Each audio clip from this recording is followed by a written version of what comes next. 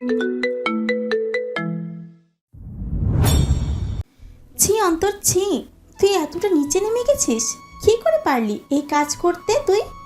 তোকে আমার শ্বশুর বাড়ি আনলাম, আর শেষমেশ তুই কি না এই কাজ করলি? লজ্জা করে না তোর?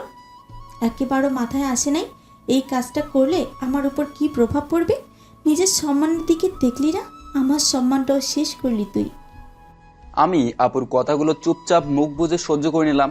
কিন্তু আপনাদের মনে প্রশ্ন আসতেই পারে, আমি কি এমন করলাম যার জন্য আমার আপু আমাকে এই কথাগুলো বলল?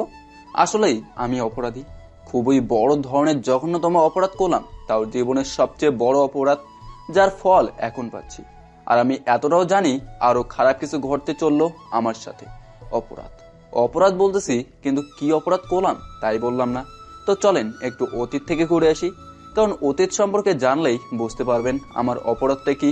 তো চলেন। 1 সপ্তাহ আগে আমি নিজের রুমে বসে বসে মোবাইলে গেমস খেলছিলাম। তখনই আম্মু আমার রুমে আসে। আব্বু, কি করিস? কিছু করি না। কিছু বলবা? হ্যাঁ, তোর আপু কল দিয়েছিল, তোকে যাইতে বলেছে। আম্মুর কথা শুনে সাথে সাথে মনের মধ্যে আনন্দের তুফান বইতে লাগলো। কি বলো আম্মু? আপু কল দিছিল? হ্যাঁ, সে বলেছে তোকে যেতে।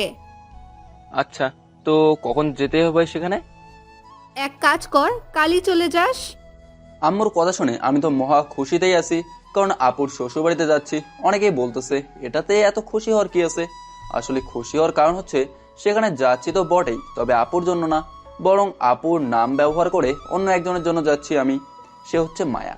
আর তার সাথেই মূলত দেখা করতে যাচ্ছি আমি, কারণ মায়ের সাথে আমার অনেকদিন যাবৎ দেখা হয় না, শুধু ফোনেই কথা হয়। তবে দেখা করার কোনো চান্সই পেলাম না। তবে এখন একটা সুযোগ পেলাম, আর সেটাকে হাতছাড়া করতেই চাচ্ছি না।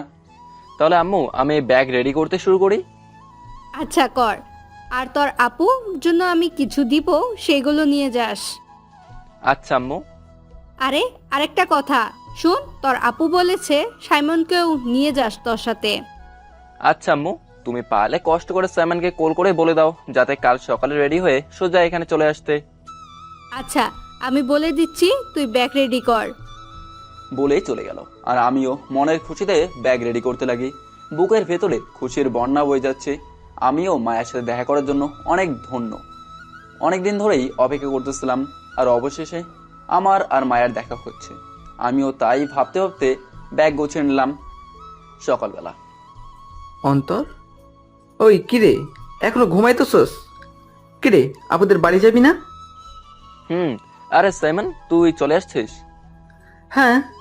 কিরে ভাই, কয়টা বাজে? দেরি করে রওনা দিবি নাকি? না, বাজে কটা? 8:14 বাজে।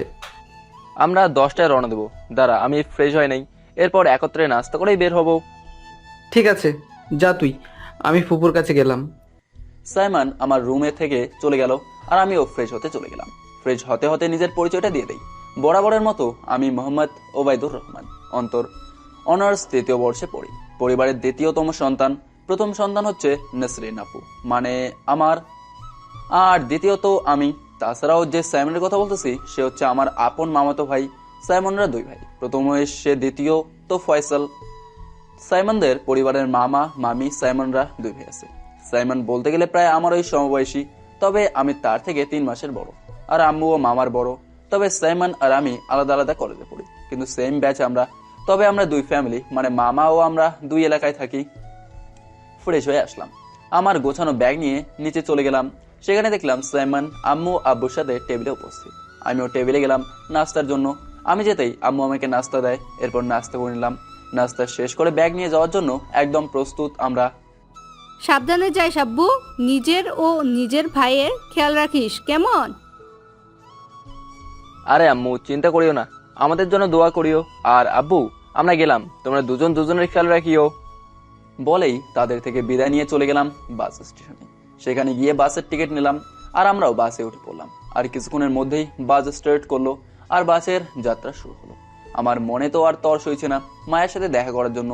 ও, আপনাদের তো মায়ের সম্পর্কে কিছু বলি নাই, তাহলে বাসে যাত্রা করতে করতে মায়ের সম্পর্কে কিছু কথা বলি। মায়া, সে হচ্ছে আমার ভালোবাসা। তার সাথে 8 মাসের রিলেশন। সে বলতে গেলে আমার আপুর ননদ, মানে দুলাভাইয়ের মামাতো বোন। আর দুলাভাইয়ের যেহেতু এক প্রকারের বোন, তাই আমার আপুরও ননদই হবে। মায়া ও তার পরিবার দুলাভাইদের ওখানেই থাকে। তার সাথে আপুর বিয়েতেই আমার পরিচয় হয়। আসলে আপুর লাভ ম্যারেজ হয়, তাই আপুর শ্বশুর বাড়িটা একটু দূরে, আর তাদের বিয়ের কারণেই আমরা একে অপরের পরিচিত হই। প্রথমে তার সাথে বন্ধুত্ব, এরপর আস্তে আস্তে সেই বন্ধুত্বটা ভালোবাসার রূপ নিয়ে নেয়।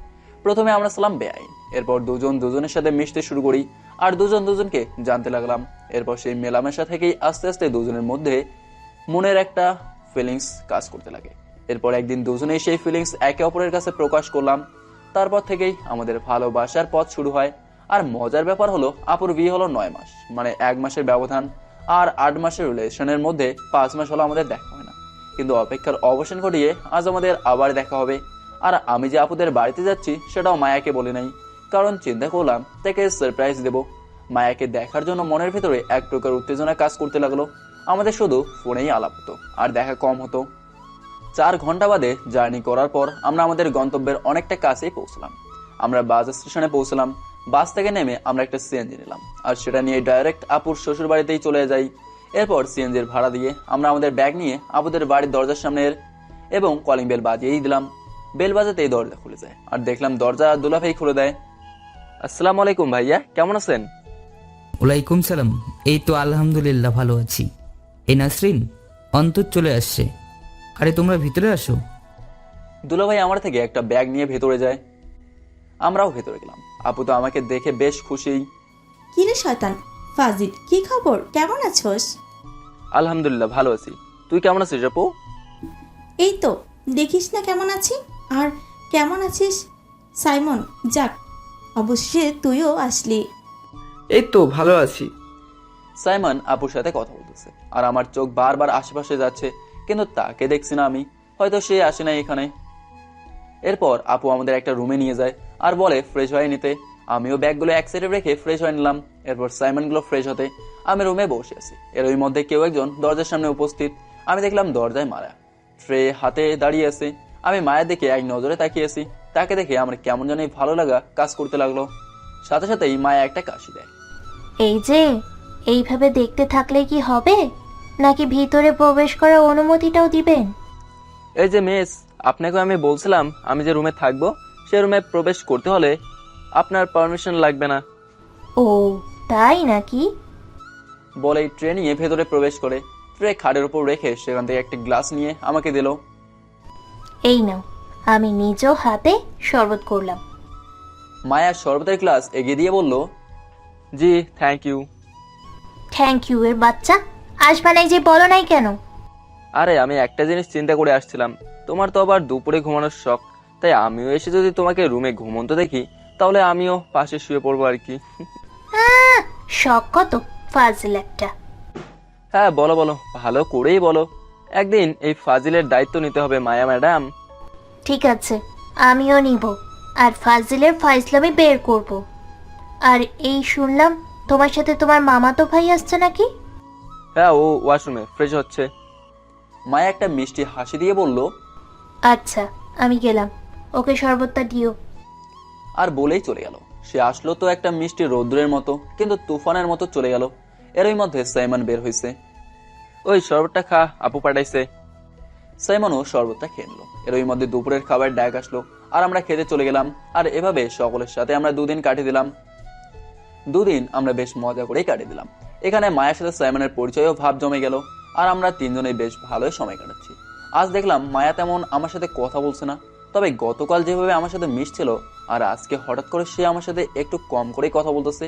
এই যে ধরুন আজকে সকালের ঘটনা, আমি নাস্তা শেষ করে মায়াকে ডাক দিলাম, সেও আসলো। বললাম চলো ছাদে যাই। সে বলল আপু নাকি তাকে কাজ দিছে, সে বলেই চলে যায়। পরে আমি ছাদে উঠলাম, আর দেখি সে সাইমনের সাথে ছাদে কথা বলতেছে। আমিও থাক, কিছু মনে করি নাই, হয়তো ফ্রি হয়েছে তাই আড্ডা দিচ্ছে। এদিকে দুলাভাই আমাকে ডাক দেয়, তাই আমিও দুলাভাইয়ের কাছে চলে যাই। দুলাভাই বিজনেস করে, তাই ভাইয়ের সাথেই থাকার চেষ্টা করি, তাকে টুকিটাকি সাহায্য করার জন্য। আর এভাবেই আরো 5টা দিন কেটে যায়। এই 5 দিনে আমি দেখি মায়া আমার সাথে খুব কমই কথা বলে, আর বেশিরভাগ সাইমনের সাথে সময় কাটাতে লাগে। জিনিসটা সত্যিই আমাকে অনেক কষ্ট দেয়, কারণ নিজের ভালোবাসার মানুষ আমাকে সময় না দিয়ে অন্য একজনকে সময় দেয়, তখন প্রচুর খারাপ লাগে। ভাইয়া আমাকে বাইরে পাঠাইছিল কিছু জিনিস আনতে, আর আমিও সেগুলো নিয়ে বাসায় ফিরি।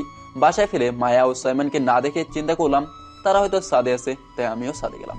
সেখানে তাদের দেখলাম এরপর আমি আপুর রুমে যাচ্ছি, তখনই মায়ার রুমের থেকে কথার শব্দ পেলাম। মায়ের রুমটা হচ্ছে আপুর রুমের সামনের রুমে। সেখানে আমি সাইমনের কথা শুনতে পাচ্ছি, তারা কথা বলতেছে। আমিও সেই কথাগুলো শুনতে লাগলাম। উফ, মায়া দেখলে কিভাবে আমাদের বন্ধুত্ব ভালোবাসায় পরিণত হয়ে গেল? জাস্ট 1 সপ্তাহের পরিচয়, আর এখন তো তুমি আমার জীবনের একটা অংশ হয়ে গেলে। কথাটা শুনেই নিমেষেই কলিজায় মোচড় লাগলো। এটা আমি কি শুনলাম? বন্ধুত্ব থেকে ভালোবাসা মানে, আর জীবনের অংশ মানে? কি বলতেছে এইসব? আসলেই ভালোবাসাটা কি করে হয়ে গেল? হঠাৎ করেই এলে আর মনের ভিতরে জায়গা করে নিলে তুমি। মায়ার কথা শুনে তো আরো বড় ঝটকা লাগলো। কি বলতেছে এইসব? সে মনের ভিতরে জায়গা করে নিল মানে? মায়া কিভাবে এই কাজটা করতে পারলো? তাহলে কি সে আমার সাথে এতদিন টাইম পাস করেছিল? আমার ফিলিংস নিয়ে খেলা করলো সে? কথাগুলো মনের মধ্যে ভাবছি, আর অজান্তেই চোখ দিয়ে গড়িয়ে গড়িয়ে পানি ঝরে পড়তে লাগলো। তাদের এই কথাগুলো শুনে আমি আর ওইখানে দাঁড়িয়ে থাকতে পারলাম না, সোজা রুমে চলে গেলাম। আর ভাবতে লাগলাম, কি করে পারলো মায়া আমার সাথে এত বড় প্রতারণা করতে? কি করে পারলো এই জঘন্যতম কাজটা করতে? যদি ভালোবাসার কমতিই থাকতো তাহলে আমাকে বলে দিত, কিন্তু সে আমাকে না বলে নিজের ইচ্ছা মতো যা খুশি করে বেড়াচ্ছে। না, আমি এর উত্তর চাই। সে কি করে আমার ফিলিংস নিয়ে খেলা করলো? তাকে আমি মন থেকে ভালোবাসলাম, তার প্রতি যত্ন নিতাম, দূর থেকে হলেও তার খোঁজ খবর নিতাম, প্রিয়জন অপ্রিয়জনের সবকিছু ঠিক রাখতাম। তাহলে কি করে এই কাজটা করলো সে? আমি এইসব ভাবতেছি আর চোখ দিয়ে পানি বেয়ে পড়ছে। আমিও চোখ মুছে নিলাম আর সময়ের অপেক্ষা করতে লাগলাম কখন মায়াকে পাবো। দুপুরের খাবার শেষ করে আমি মায়ার রুমের দিকে গেলাম। সাইমান আমার রুমেই আছে, তাই এই সুযোগে আমিও তাকে জিজ্ঞাসা করব।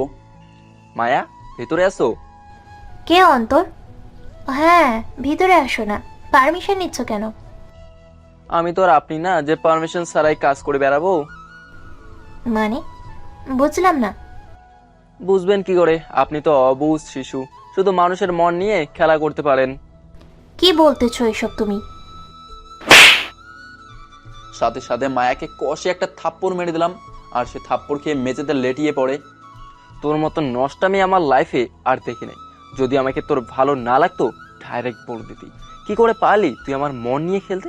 কি করে পারলি আমার বিশ্বাস নিয়ে খেলতে? কে না করছি তোর জন্য?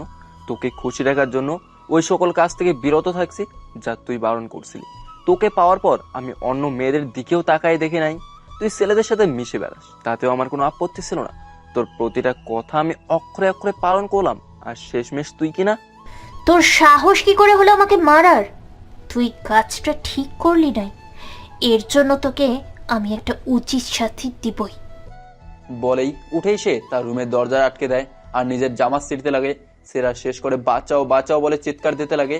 আর আমি মায়ের কাণ্ড দেখে নিস্তব্ধ হয়ে গেলাম। এরই মধ্যে আপু রুমের বাইরে উপস্থিত, আর আপুর শব্দ পেয়ে মায়া আরো জোরে জোরে চিৎকার দিতে লাগে। প্লিজ অন্তর, এমন করিও না, আমার জীবন শেষ হয়ে যাবে। মায়া আমার দিকে তাকিয়ে মিথ্যা কান্না ভান করে বলল। এর মধ্যেই দরজায় ধাক্কা মেরে দরজা ভেঙে ফেলা হলো।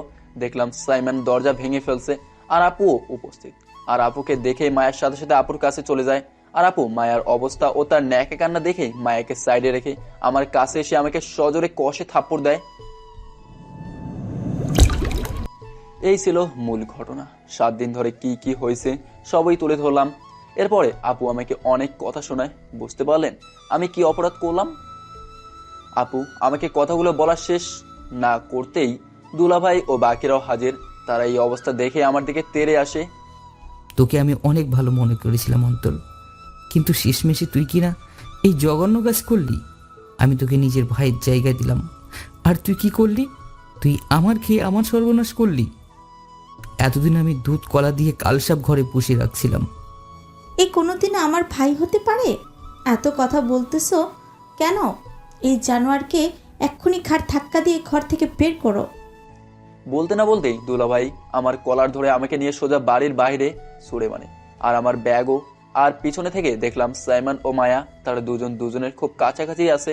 আর আমার অবস্থা দেখে মুচকি হাসতেছে। আমার বুঝতে বাকি রইল না সাইমন ও মায়ের সাথে মিলিত হয়ে গেছে। যা এখান থেকে, আর কোনো দিনও এই বাড়ির সীমানায় তোর মুখ নিয়ে আসবি না। আর আমি বাসায় কল করে বলতেছি যাতে তোর মতো জানোয়ার বাসাও জায়গা না হয়। চলেন এখান থেকে, এই জানোয়ার এখানেই থাক। বলেই সকলে চলে যেতে লাগে আর আমিও বাড়ির আঙিনায় পড়ে আছি আর চোখ দিয়ে অঝরে পানি বেয়ে পড়ছে। আর সত্যি নিজেকে অপরাধী মনে হচ্ছে যে কেন আমি বিশ্বাস করলাম, কেন আমি এই মায়ায় জড়িত হলাম, কেন তার সাথে আমার পরিচয় হলো। আমি এইসব ভাবতে ভাবতে উঠে দাঁড়ালাম আর ব্যাগ নিয়ে হাঁটতে লাগলাম।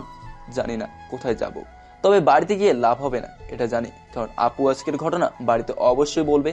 আর বাসায় এটা শুনে আম্মু আব্বু তো জায়গাতেই আমাকে ঘৃণা করতে শুরু করবেই। আজকে এই মায়া আমাকে এইভাবে জঘন্যভাবে এক মিথ্যা অপবাদে ফাঁসিয়ে দিল। যে অপরাধ আমি করেই নাই, সেই অপরাধে আমাকে অপরাধী বানিয়ে দিল। আমিও ব্যাগ নিয়ে মেইন রোডে হাঁটতে লাগলাম। এখন জানি না কোথায় যাব বা কোথায় ঠাঁই নেব। আমি ব্যাগ নিয়ে মেইন রোডে হাঁটতে লাগলাম। এখন জানি না কোথায় যাব বা কোথায় ঠাঁই নেব। এক মুহূর্তেই আমার জীবনটা চেঞ্জ হয়ে গেল। আর আমি কোনো দিনও ভাবতেও পারি নাই মায়া আমার সাথে এমনটা করবে। আমি মায়ার ছলনায় পড়ে গেছিলাম, আর সেই ছলনাকেই আমি ভালোবাসা মনে করে গেলাম।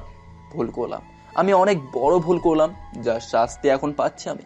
কতগুলো ভাবছি আর চোখ দিয়ে পানি বেয়ে পড়ছে, মাথা একদমই কাজ করছে না আমার। রাতের বেলা আমি হাঁটতে হাঁটতে সোজা বাজার স্টেশনে চলে আসলাম, আর সেখানে একটা যাত্রী ছাউনিতে বসে বসে চোখের পানি ফেলছি। আমি আর আমার আম্মু আব্বুর কাছে এই মুখ নিয়ে ফিরতে পারবো না, কারণ এতক্ষণে হয়তো আপু তাদের সব বলে দিছে, আর তারা হয়তো কথাগুলো শুনে আমাকে ঘৃণা করতে শুরু করছে। কিন্তু কি করব আমি এখন? আমার কাছে তো কোনো প্রমাণও নেই যে নিজেকে নির্দোষ প্রমাণ করব। আমি এইসব নিয়ে ভাবতে লাগি, তখনই আমার মোবাইলে কল আসে। আমি দেখলাম তানভীর কল দিয়েছে। আমিও কল রিসিভ করলাম। কিরে হারামি, কি অবস্থা? ভালোবাসা পেয়ে বন্ধুরে ভুলে গেছিস? আমি চুপচাপ তানভীরের কথা শুনতেছি, আর ভালোবাসার কথা শুনে চোখ দিয়ে আরো পানি বেয়ে পড়তে লাগে। শালা, যেখানে গেছিস 1 সপ্তাহ হয়ে গেল, আমার কোনো খোঁজ খবর নিলি না তুই। এলাকায় আয়, তোর পাইলে তো খাইছি আমি। দোস্ত, আমি আর কোনোদিন এলাকায় আসবো না। এলাকায় আসবি না মানে? আর এই তোর কণ্ঠ শুনে মনে হচ্ছে তুই কান্না করতেছস। তানভীর, আমার সব শেষ হয়ে গেছে রে ভাই। এই সব শেষ হয়ে গেছে মানে? আর তুই এত কান্না করছিস কেন? এই কি হয়েছে তোর? এই অন্তর, তুই কান্না করতেছিস কেন? কি হয়েছে বল আমাকে। দোস্ত, আমি আমার ভালোবাসার ফল ভালোভাবেই পাইছি। আমার ভালোবাসার প্রাপ্য মর্যাদাটা পাইছি আমি। মানে এই কি হয়েছে তোর? কান্না করতেছিস কেন বল আমাকে। এরপর তানভীরকে সব খুলে বললাম। সেই কথাগুলো শুনে নিমেষেই নিস্তব্ধ হয়ে যায়। কি বলিস তুই? মায়া তোর সাথে এমনটা করছে? সে কি করে পারলো এমনটা করতে? দোস্ত, সবই দোষ আমার। আমি না বুঝে মায়ায় জড়িত হয়ে পড়ছি, আর এখন তার ফল ভোগ করতে হচ্ছে। দোস্ত, আমি আর কিভাবে মুখ নিয়ে এলাকায় আসবো? কিভাবে আমি আম্মু আব্বুর সামনে দাঁড়াবো? না, আমি আর কখনোই এলাকায় ফিরে আসবো না। আম্মু আব্বুর সামনেও আসবো না। আমি অনেক দূরে চলে যাব, যাতে তাদের সাথে যেন দেখা না হয়। আমি নিজেকে তাদের ও বাকিদের থেকে আড়াল করে নেব। চুপ শালা, সবার থেকে দূরে যাবি মানে? আমার থেকে আড়াল হয়ে যাবি নাকি? জানি না, তবে দোস্ত আমি এখন কি করব, কোথায় যাব তাই বুঝতেছি না। তবে যাই হোক না কেন, এই মুখ নিয়ে তাদের সামনে যেতে পারবো না আমি। তাহলে কি তোর পড়াশোনাও বাদ দিয়ে দিবি নাকি? দোস্ত, পড়াশোনা করার সেই মন মানসিকতাও এখন আমার নেই রে। আমার মন বলছে আমি যেন দূরে কোথাও চলে যাই, যাতে তাদের সামনে দাঁড়াতে না হয় আমাকে। দোস্ত, আমি তোকে এই অবস্থা উল্টো পাল্টা কিছু করতে দিব না। তুই এখন আসিস কই আমাকে বল। আমি বাস স্টেশনে বসে আছি রে দোস্ত, জানি না কি করব, আমি কোথায় যাব। দোস্ত, তুই চাচ্ছিস তুই আর এলাকায় আসবি না, তাই তো? তাহলে আমি যা বলি তা তুই শোন। তুই ঢাকা চলে যা, সেখানে আমার একটা মামা আছে। মামা বিজনেস করে। আমি মামাকে কল করে তোর ব্যাপারে বলে দিব, আর এটাও বলে দিব তোকে যেন একটা চাকরি দেয়। আমি তোকে ঠিকানা পাঠাচ্ছি। আমার কথা শোন, আর মাথার থেকে উল্টো পাল্টা যা চিন্তা আছে সব বাদ দে। তুই চাচ্ছিস তোর পরিবার থেকে দূরে থাকতে, আমি তো ব্যবস্থা করে দিচ্ছি। কিন্তু যদি উল্টো পাল্টা কিছু করিস তাহলে তোর খবর আছে। আর এই পরিস্থিতিতে মাথায় বেশি চাপ দেওয়া ঠিক হবে না। তানভীর, তুই আমার জন্য এইসব করতেছিস? ভাই, কি বলে তোকে ধন্যবাদ দেব? চুপ শালা, আমি আমার বেস্টুকে তার খারাপ সময় একা ছেড়ে দিব নাকি? যে বেস্টু আমার জীবনকে রঙিন করে দিছে, সেই বেস্টের বিপদ আমি পাশে থাকবো না তো কে থাকবে?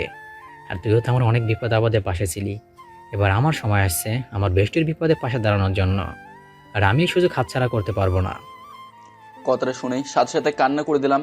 এই সময় আমার পাশে কেউই ছিল না, আর এখন আমার বেস্টু আমার পাশে দাঁড়ালো, আমার কষ্টটাকে দূর করার চেষ্টা করতেছে। সত্যি আমি অতীতে হয়তো কোনো ভালো কাজ করেছিলাম, যার ফলস্বরূপ তানভীরের মতো একটা বেস্টু পেলাম, যে কিনা আমার খারাপ সময় আমার পাশে দাঁড়ালো আর আমার কষ্টটাকে দূর করার চেষ্টা করছে। আমি জানি না অতীতে কি এমন ভালো কাজ করছিলাম যার ফলস্বরূপ তোর মতো একটা বেস্টু পেলাম। তুই শুধু বন্ধু না, তুই আমার রক্তের সম্পর্ক ছাড়া আর এক মায়ের গর্ভে জন্ম নেওয়া আপন ভাই। চুপ শালা, এই কথাগুলো বলে কান্না করাচ্ছিস কেন? যা বলছি তাই কর। আর তোর কাছে টাকা আছে নাকি আগে সেটা বল। ধুর, জিজ্ঞাসা করতেছি কেন? আমি তোর বিকাশে 5,000 টাকা পাঠাচ্ছি, সেগুলো তুলে নিস। আর একটা ঢাকার টিকিট কাট, আমি তোকে ঠিকানা পাঠাচ্ছি, সেই ঠিকানা চলে যাবি। আমি টাকা পাঠিয়ে মামাকে তোর ব্যাপারে বলতেছি। আর মোবাইল বন্ধ করবি না, আমার সাথে যোগাযোগ রাখবি। ঢাকায় পৌঁছে আমাকে কল দিবি। ঠিক আছে দোস্ত, তুই আমার জন্য যা করতেছিস আমি জীবনেও তার ঋণ শোধ করতে পারবো না রে ভাই। চুপ শালা, কিসের ঋণ? হ্যাঁ, আর কতবার বলবো এটা আমার ভাইয়ের জন্য করতেছি। আমার ভাইয়ের বিপদ আর আমি এমনিই বসে থাকবো? আর কান্না করিস না ভাই, যা বলছি তা কর। ঢাকায় গিয়ে পৌঁছি কল দিস আমাকে, আর আমি টাকাও ঠিকানা পাঠাচ্ছি তোকে। ভালো থাকিস। বলেই কল কেটে দিল। আর কিছুক্ষণের মধ্যেই আমাকে বিকাশে 5,000 টাকা পাঠালো। আসলে আমার টাকার প্রয়োজন ছিল, কারণ এখানে এসে অনেক টাকা খরচ করছি। বেশিরভাগ টাকা খরচ করছি এক বেইমানের জন্য, আর এক স্বার্থপর ভাইয়ের জন্য, যে ভাইয়ের সাথে আমার হয়তো পারিবারিকভাবে রক্তের সম্পর্ক থাকতেও পারে, কিন্তু প্রকৃতপক্ষে সে এমন হবে তা জানতাম না। স্যামন তো আমাকে চেনেই, আমার সম্পর্কে জানে, তাহলে কেন সে কোনো রিয়াক্ট করলো না? স্যামনকে নিজের ভাই ভেবে তার কত খেয়াল রাখলাম, কিন্তু শেষমেশ সেও সুবিধাভোগী হয়ে যায়। আর আমার কষ্টের সময় আমার পাশে না থেকে বরং মায়ার পাশে দাঁড়িয়েছিল সে। আর সবচেয়ে বেশি অবাক হলাম এটা দেখে যে আমার নিজের আপু বোন আমাকে চিনতে পারলো না। সে আমাকে ভুল বুঝলো, সত্যিটা যাচাই না করে আমাকে অপরাধী ভেবে নিল আর বাড়ি থেকে তাড়িয়ে দিল। কতগুলো ভাবছি আর একটা লম্বা শ্বাস নিলাম। এর ওই মধ্যে দেখলাম তানভীর আমাকে টাকা পাঠিয়ে দিছে আর একটা মেসেজ করে দিছে। সেখানে বাড়ির ঠিকানা দিয়ে দিছে, আর নিচে সে আমার জন্য আরো একটা মেসেজ সেন্ড দেয়। দোস্ত, আমি মামাকে বলে দিছি তোর কথা। তুই ঢাকায় গিয়ে ঠিকানা বরাবর পৌঁছে যাইস। আর হ্যাঁ, আমি জানি তুই এখন যে পরিস্থিতিতে আছিস তাতে তোর মন মানসিকতা একদমই খারাপ হয়ে আছে। তবে ভেঙে পড়লে চলবে না, নিজের মনোবল শক্ত কর। রাতের খাবারকে তারপর রওনা দিস, কারণ এই সময় নিজের প্রতি একটু যত্ন নেওয়া দরকার। যা বলছি তাই করিস, ভালো থাকিস। আর ঢাকায় পৌঁছে একটা কল দিস আমাকে। আমি সত্যি নিজেকে অনেক ভাগ্যবান মনে করতেছি তোর মতো বন্ধু পেয়ে। যেখানে আমার আপন মানুষগুলো আমার পাশে নেই, সেখানে তানভীর আমার পাশে দাঁড়ায় ও সাহস দেয়। আমিও তার আস্তে করে বিকাশের দোকানে চলে গেলাম, সেখান থেকে টাকা তুলে নিলাম। এরপর হোটেলে গেলাম কিছু খেয়ে নেওয়ার জন্য। খাবার আমার সামনে, আমি খাচ্ছি, তবে সেই খাবার গলা দিয়ে নামছে না। এরপরেও কষ্ট করে যতটুকু পারলাম খেয়ে নিলাম। এরপর বাস স্টেশনে গিয়ে একটা ঢাকার বাসের টিকিট কাটলাম আর বাসে উঠে পড়লাম। কিছুক্ষণের মধ্যেই বাস স্টার্ট দিল আর বাস তার গন্তব্যের উদ্দেশ্যে রওনা দিতে লাগলো। আমিও জানলা দিয়ে বাইরে তাকিয়ে আছি আর ভাবতে লাগলাম চলে যাচ্ছি এই শহর থেকে, যেখানে মিথ্যা ভালোবাসার আশায় আসছিলাম আমি। একদিন হয়তো সকলে জানতে পারবে আমি অপরাধী ছিলাম না, কিন্তু সেদিন আমাকে তারা খুঁজে পাবে না। আর আমিও চাই না এরকম মানুষগুলো সামনে আসতে, যারা আমার সাথে থাকার পরেও আমাকে বুঝে উঠতে পারলো না। চলে যাচ্ছি এই নিষ্ঠুর শহর থেকে, যেখানে গতকাল পর্যন্তও তো অনেকেই ছিল, কিন্তু আজ কেউ নেই। আমারও আর কষ্ট নেই, যেহেতু তারা আমাকে বুঝে উঠতে পারলো না। আমিও আর এই মানুষগুলোর কাছে ফিরবো না। বাস চলছে আপন গতিতে, আর আমিও মোবাইলটা নিয়ে সেই বেইমান মায়ের সাথে যোগাযোগ করার যত কিছু ছিল সবগুলোতে ব্লক করে দিলাম। আর এই বেইমানের যতগুলো স্মৃতি ছিল সবই মুছে দিলাম। আজ মায়া আমার সাথে এমনটা করছে, একদিন সেও বুঝতে পারবে সে কি ধরনের জঘন্যতম অপরাধ করছে। যে আমার ভালোবাসা এখন বোঝেনি, ও আমার ভালোবাসাকে মূল্য দেয়নি, কিন্তু একদিন সে তার ভুল বুঝবে, আমার ভালোবাসার মূল্যও বুঝবে, আমাকেও খুঁজবে। তবে হ্যাঁ, আর যা বুঝলাম এই পৃথিবীতে ভালোবাসা বলতে কিছুই নেই, যা আছে সেটা হলো আবেগ। দ্বিতীয়ত হলো চাহিদা। আবেগ কেটে গেলেই ভালোবাসা চলে যায়, আর যতদিন চাহিদাগুলো পূরণ করবে ততদিন ভালোবাসা থাকবে। চাহিদা পূরণ করা বন্ধ করে দাও, দেখবে এমনি এমনি ভালোবাসাও চলে যাবে। আবার তুমি তোমার ভালোবাসার চাহিদা মেটাতে লাগলে এরই মধ্যে অন্য একজন এসে তোমার চেয়ে ভালোভাবে চাহিদাগুলো মেটাতে থাকলো, তাহলে দেখবে একদিন হুট করে তোমার প্রতি ভালোবাসা দূর হয়ে যাবে, যা আমার সাথে হলো। বাস চলছে, আর এইসব ভাবতে ভাবতে কখন ঘুম চলে আসে তা অজানা। কেউ একজন আমাকে ঝাঁকি দিল, সাথে সাথে আমার ঘুম ভেঙে গেল। ভাই, আমরা কুমিল্লায় আসছি। এখানে কিছুক্ষণ বাস থাকবে। যদি খিদা লেগে থাকে তাহলে কিছু খেয়ে নিন। এখান থেকে বাস ছাড়লে সোজা ঢাকায় গিয়ে থামবে। জি ধন্যবাদ ভাইয়া আমাকে জাগিয়ে দেওয়ার জন্য। এরপর আমিও বাস থেকে নেমে ফ্রেশ হয়ে নিলাম আর হালকা পাতলা কিছু খেয়ে নিলাম আর কিছু খাবার নিয়ে আসলাম। তারপর আবার বাস স্টার্ট দিল আর বাস চলতে লাগলো। আমিও চোখ বন্ধ করে ঘুমিয়ে পড়ি। ভোরবেলা কন্ট্রাক্টর আমাকে ডাক দেয়। ভাই, আমরা ঢাকায় পৌঁছে গেছি, উঠুন। আমিও লাফিয়ে উঠি।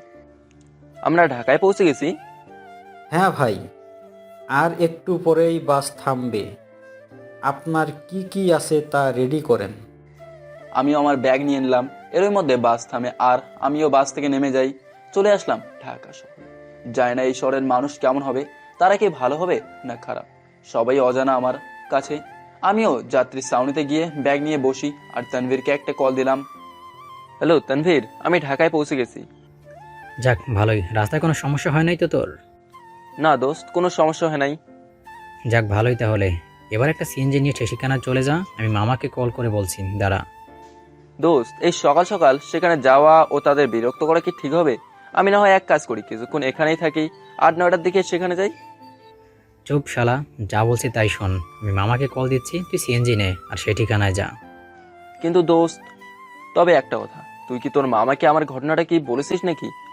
না দোস্ত, আমি মামাকে যা বলার বলছি, তবে সেটা বলি নাই, কারণ আমি তোকে ভালো করে চিনি। তুই কাউকে নিজের কষ্টটা বুঝতে দেস না, না কারোর সাথে শেয়ার করতে পছন্দ করিস। আমি ভাগ্যক্রমেই যেন জেনে গেছি, না হলে তুই যে জিনিস আমার থেকে কথা লুকাতি, তুই নিজের আঘাত মনের মধ্যে নিয়ে বেড়াস, কাউকে বুঝতে দেস না তোর হাল অবস্থা, কিন্তু কষ্ট পাস। তবে আর যাই হোক দোস্ত, মায়া যা করছে না, একদিন না একদিন দেখবি সেও পস্তাবে। কাজটার জন্য বলে রাখলাম। তোর ছাড় তো এসব কথা, সোজা এখন চেঞ্জ নিয়ে ঠিকানা বরাবর যা। আমি মামাকে বলছি, তুই আসছিস যে সেটা। আচ্ছা ঠিক আছে। ভালো থাকিস। বলেই কল কেটে দিল আর আমিও একটা সিএনজি ওয়ালার সাথে কথা বলে নিলাম, ঠিকানা দিয়ে দিলাম। এরপর সিএনজি নিয়ে সোজা সেই ঠিকানায় পৌঁছে যাই। সিএনজি ওয়ালা আমাকে একটা দোতলা বাড়ির সামনে নিয়ে নামিয়ে দেয়। এই যে আপনার ঠিকানা বরাবর পৌঁছে গেলাম। তখনই সেই গেট দিয়ে একজন ভদ্রলোক বের হয় আর সে আমার কাছে আসে। তুমি কি অন্তর, মানে তানভীরের বন্ধু, তাই না? আমি বুঝতে পারলাম লোকটা তানভীরের মামা। জি আসসালামু আলাইকুম, আমি অন্তর, তানভীরের বন্ধু। ওয়ালাইকুম আসসালাম, চলো ভিতরে আসো। আমিও সিএনজির ভাড়া মিটিয়ে দিলাম আর তানভীরের মামার সাথে ভেতরে যেতে লাগলাম। ভেতরে গিয়ে দেখলাম বাড়িটা বেশ বড়ই আছে। আমিও তার সাথে ভেতরে গেলাম। তো আসতে তো কোনো অসুবিধা হয় নাই তো? জি না আঙ্কেল, কোনো অসুবিধা হয় নাই। আচ্ছা চলো তোমাকে রুম দেখিয়ে দিই। এরপর আমি তানভীরের মামার সাথে একটা রুমে যাই। এরপর আমাকে বলে ফ্রেশ হয়ে নিতে আর উনি চলে যায়। আমিও ব্যাগ খাটের উপর রেখে চলে গেলাম ফ্রেশ হতে। ফ্রেশ হয়ে এসে মোবাইলের স্ক্রিন অন করে দেখি 7:09 বাজে। আমিও মোবাইলটাকে খাটের উপর রেখে ব্যাগ থেকে তোয়ালে বের করে নিলাম আর হাত মুখ মুছে নিলাম।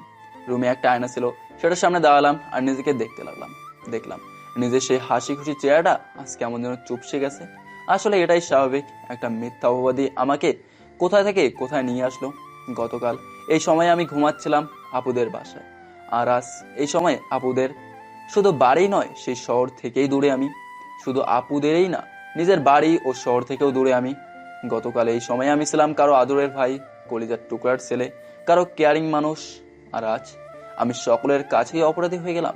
মায়া আমার পুরো দুনিয়াটাকেই পাল্টে দিল। আমি এতক্ষণে আপুর ডাক শুনে ঘুম থেকে ওঠার কথা ছিল, আর বাসায় হলে আম্মুর ডাক শুনে উঠতাম। কিন্তু এখন আমি আগের থেকেই জেগে আছি। গতকাল ধরে বাসায় আব্বু আম্মুর সাথে কথা হয় নাই, তারাও আমাকে কল দেয়নি। হয়তো তাদের কানে সব পৌঁছে গেছে। আজ নিজের চেহারা দেখে বড়ই অসহায় মনে হচ্ছে, কিন্তু না, আমি তো অসহায় না।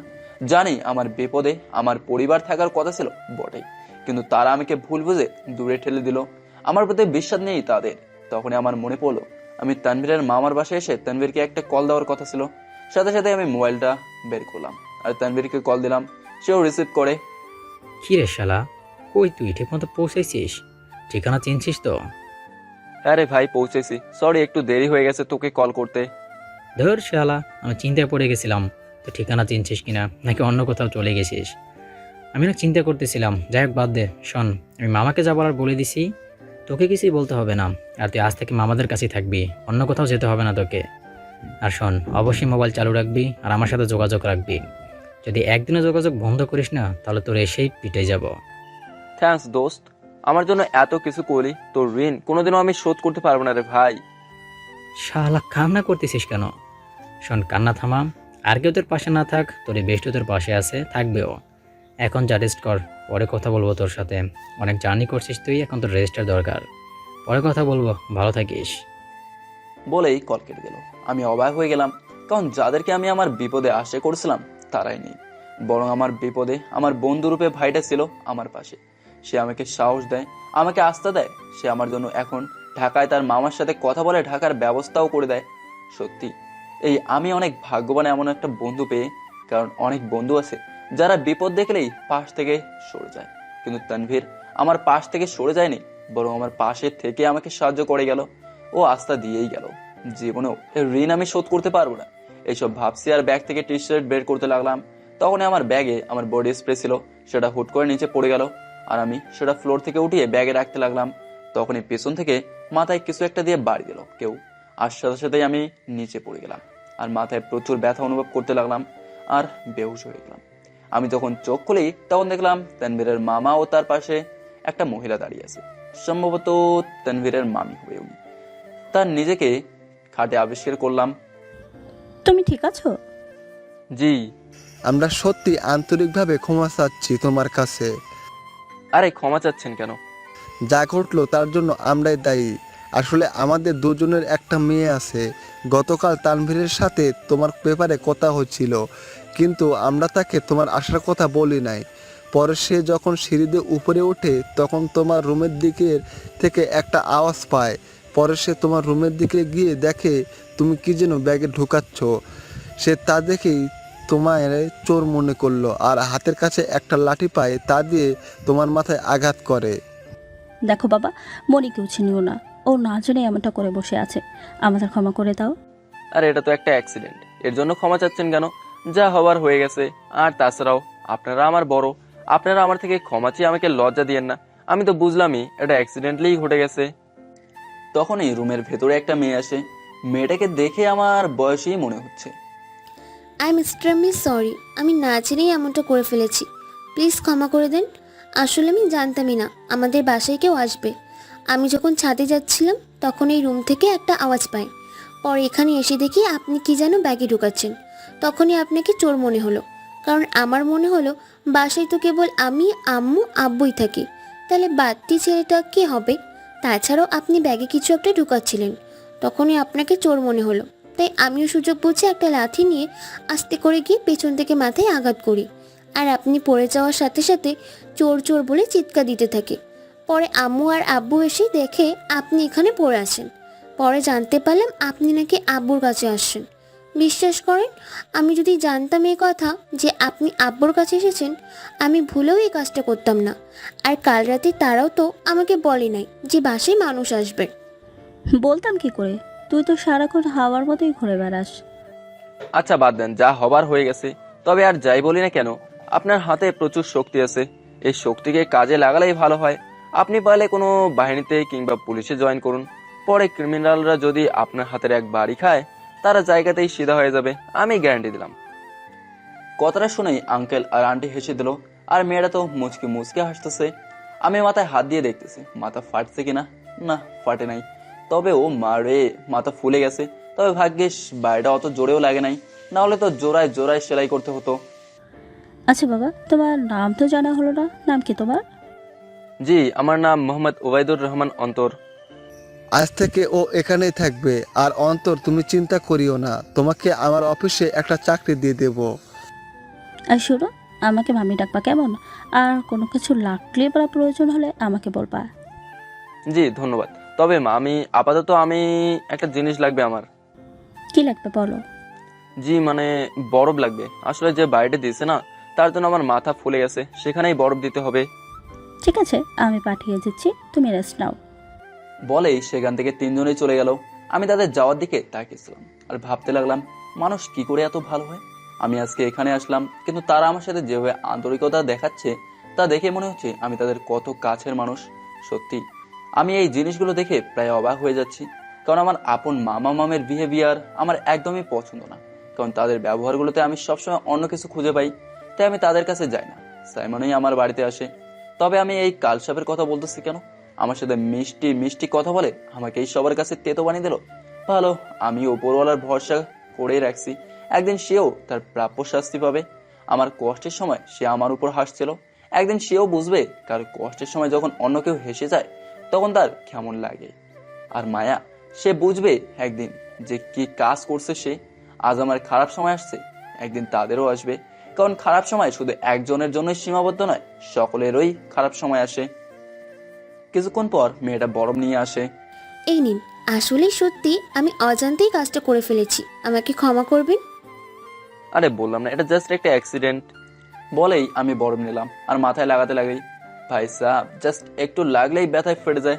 কিন্তু মেয়ের সামনে তো আর চিৎকার করতে পারবো না, না হলে একদিন বাড়ি থাকা অবস্থায় সাইকেল থেকে পড়ে জাস্ট পায়ের চামড়া চলে গেছিল। তখন আম্মু আমার সেই ক্ষতস্থানে ডেটল লাগাচ্ছিল। আহারে, আমার চিৎকার পাশের বাসায় আন্টি পর্যন্ত চলে আসছে কি হয়েছে দেখার জন্য। আর চিৎকার দেওয়ার কারণে আম্মু আমাকে দিচ্ছে মায়ের।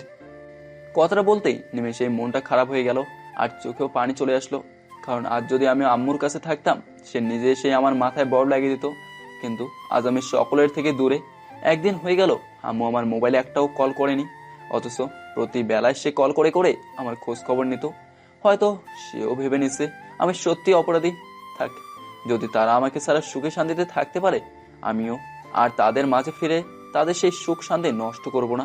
আমি চাই আমার আম্মু আব্বু সুখে শান্তিতেই থাকুক। শুধু আমিই না, প্রতিটা ছেলে মেয়েই চায় তার বাবা মা সুখে শান্তিতে থাকুক। না মানে, আপনি কি সত্যি বেশি ব্যথা পেয়েছেন? কথাটা বলতেই আমার ঘোর কাটলো। জি, কিছু বলবেন? আপনি কি বেশি ব্যথা পেয়েছেন? আরে না, এত ব্যথা পাই নাই। তাহলে আপনার চোখে পানি কেন? না মানে এমনি।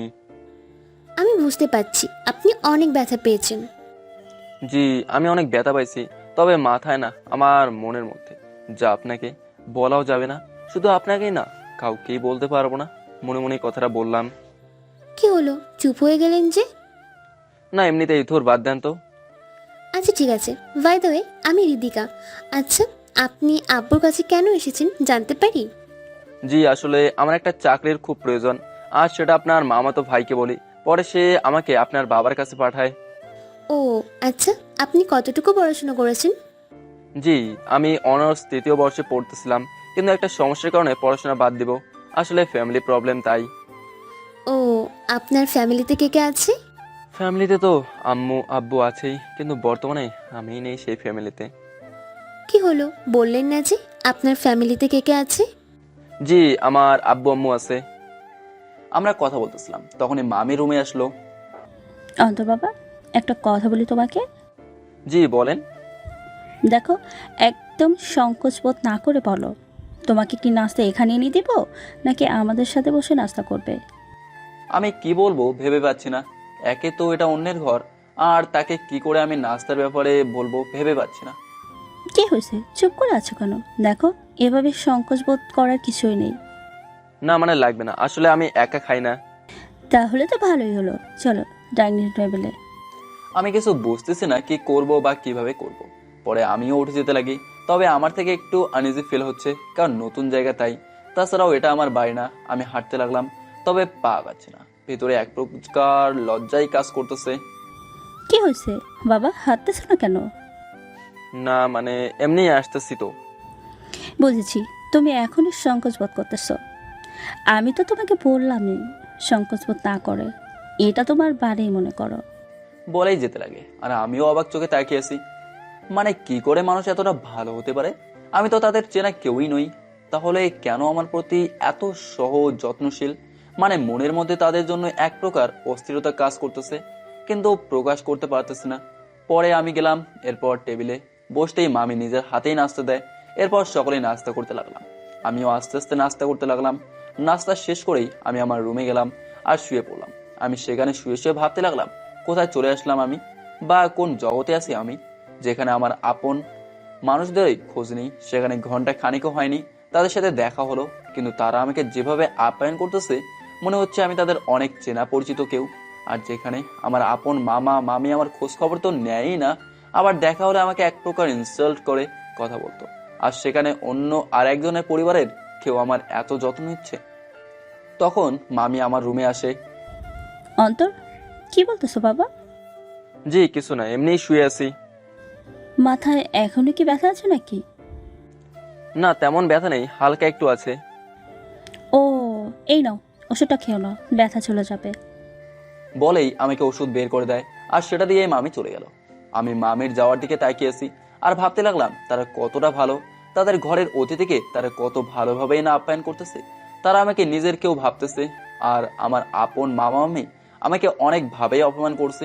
তবে আমার ভাই বলে আজ পর্যন্ত আম্মুকে মামা মামির কথা সেই কথাগুলো বলি নাই। আর আমার আপন মামাতো ভাই সাইমনকে নিজের ভাই হিসেবে মর্যাদা দিলাম, মনে করেছিলাম সে অন্তত ভালো হবে, কিন্তু না, সে তো আরো। তানভীর কতটা ভাগ্যবান এমন মামা মামি পেয়ে, যাদের মন অনেক বড়। তখনই আমার মোবাইলে কল চলে আসে। দেখলাম শালা শয়তানকে, ভাবলাম সেই কল দিল, আমিও রিসিভ করে নিলাম। শালা শয়তানকে ভাবলাম আর সেই কল দিল।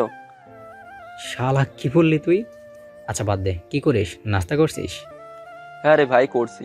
তবে দোস্ত, তুই সত্যি অনেক ভাগ্যবান। এমন মামা মামি পেয়ে তারা আমাকে কতই না আপ্যায়ন করতেছে, তা বলে বোঝাতে পারবো না। সত্যি তুই খুব লাকি রে ভাই। মামা মামি অনেক ফ্রেন্ডলি বিহেভ করে বেটা, তো একদিন থাক বুঝতে পারবি। তো এখন কি করিস? এই তো দোস্ত শুয়ে আছি, আর কিছু জিনিস ভাবতেছি। কি ভাবতেছিস তুই? আমি এখন পর্যন্ত আমার সিম অন রাখলাম আম্মুর জন্য। মনে করছিলাম সে একবার হলেও কল করে জিজ্ঞাসা করবে আমি সত্যি কি কাজটা করছি কিনা। আমার বিশ্বাস ছিল আম্মু অন্তত আমাকে কল করবে, কিন্তু আমি ভুল প্রমাণিত হলাম। আমি হয়তো ধরেই নিছে আমি সত্যি অপরাধী, আমি সত্যি সেই কাজটা করছি। তাই ডিসিশন নিলাম আমি আমার সিমটাই বন্ধ করে দেব, আর নতুন একটা সিম নেব। কারণ তারা যেহেতু আমাকে তাদের থেকে বাদ করে দিছে, তাদের মন থেকে দূরে সরিয়ে দিছে, তাই আমিও আর তাদের মনে আসতে চাই না, না তাদের কাছে ফিরতে চাই। তারা তাদের মতো করেই থাক, আমি আমার মতো করেই থাকবো। তাদের সাথে আর কোনো যোগাযোগ করবোই না। তারা যেহেতু আমাকে অপরাধী ভেবেই নিছে, তো ঠিক আছে, আমি অপরাধী। তাই আমার সিমটা অফ করে নতুন নাম্বার নেব। দোস্ত এটা করিস না, তারা হয়তো কোনো একটা সমস্যা পড়ে তোর খবর নেয়নি। তাই আর যাই হোক, তাদের ভুল বুঝিস না, তুই ভুল বুঝতেছিস। দোস্ত ভুল না, সঠিক।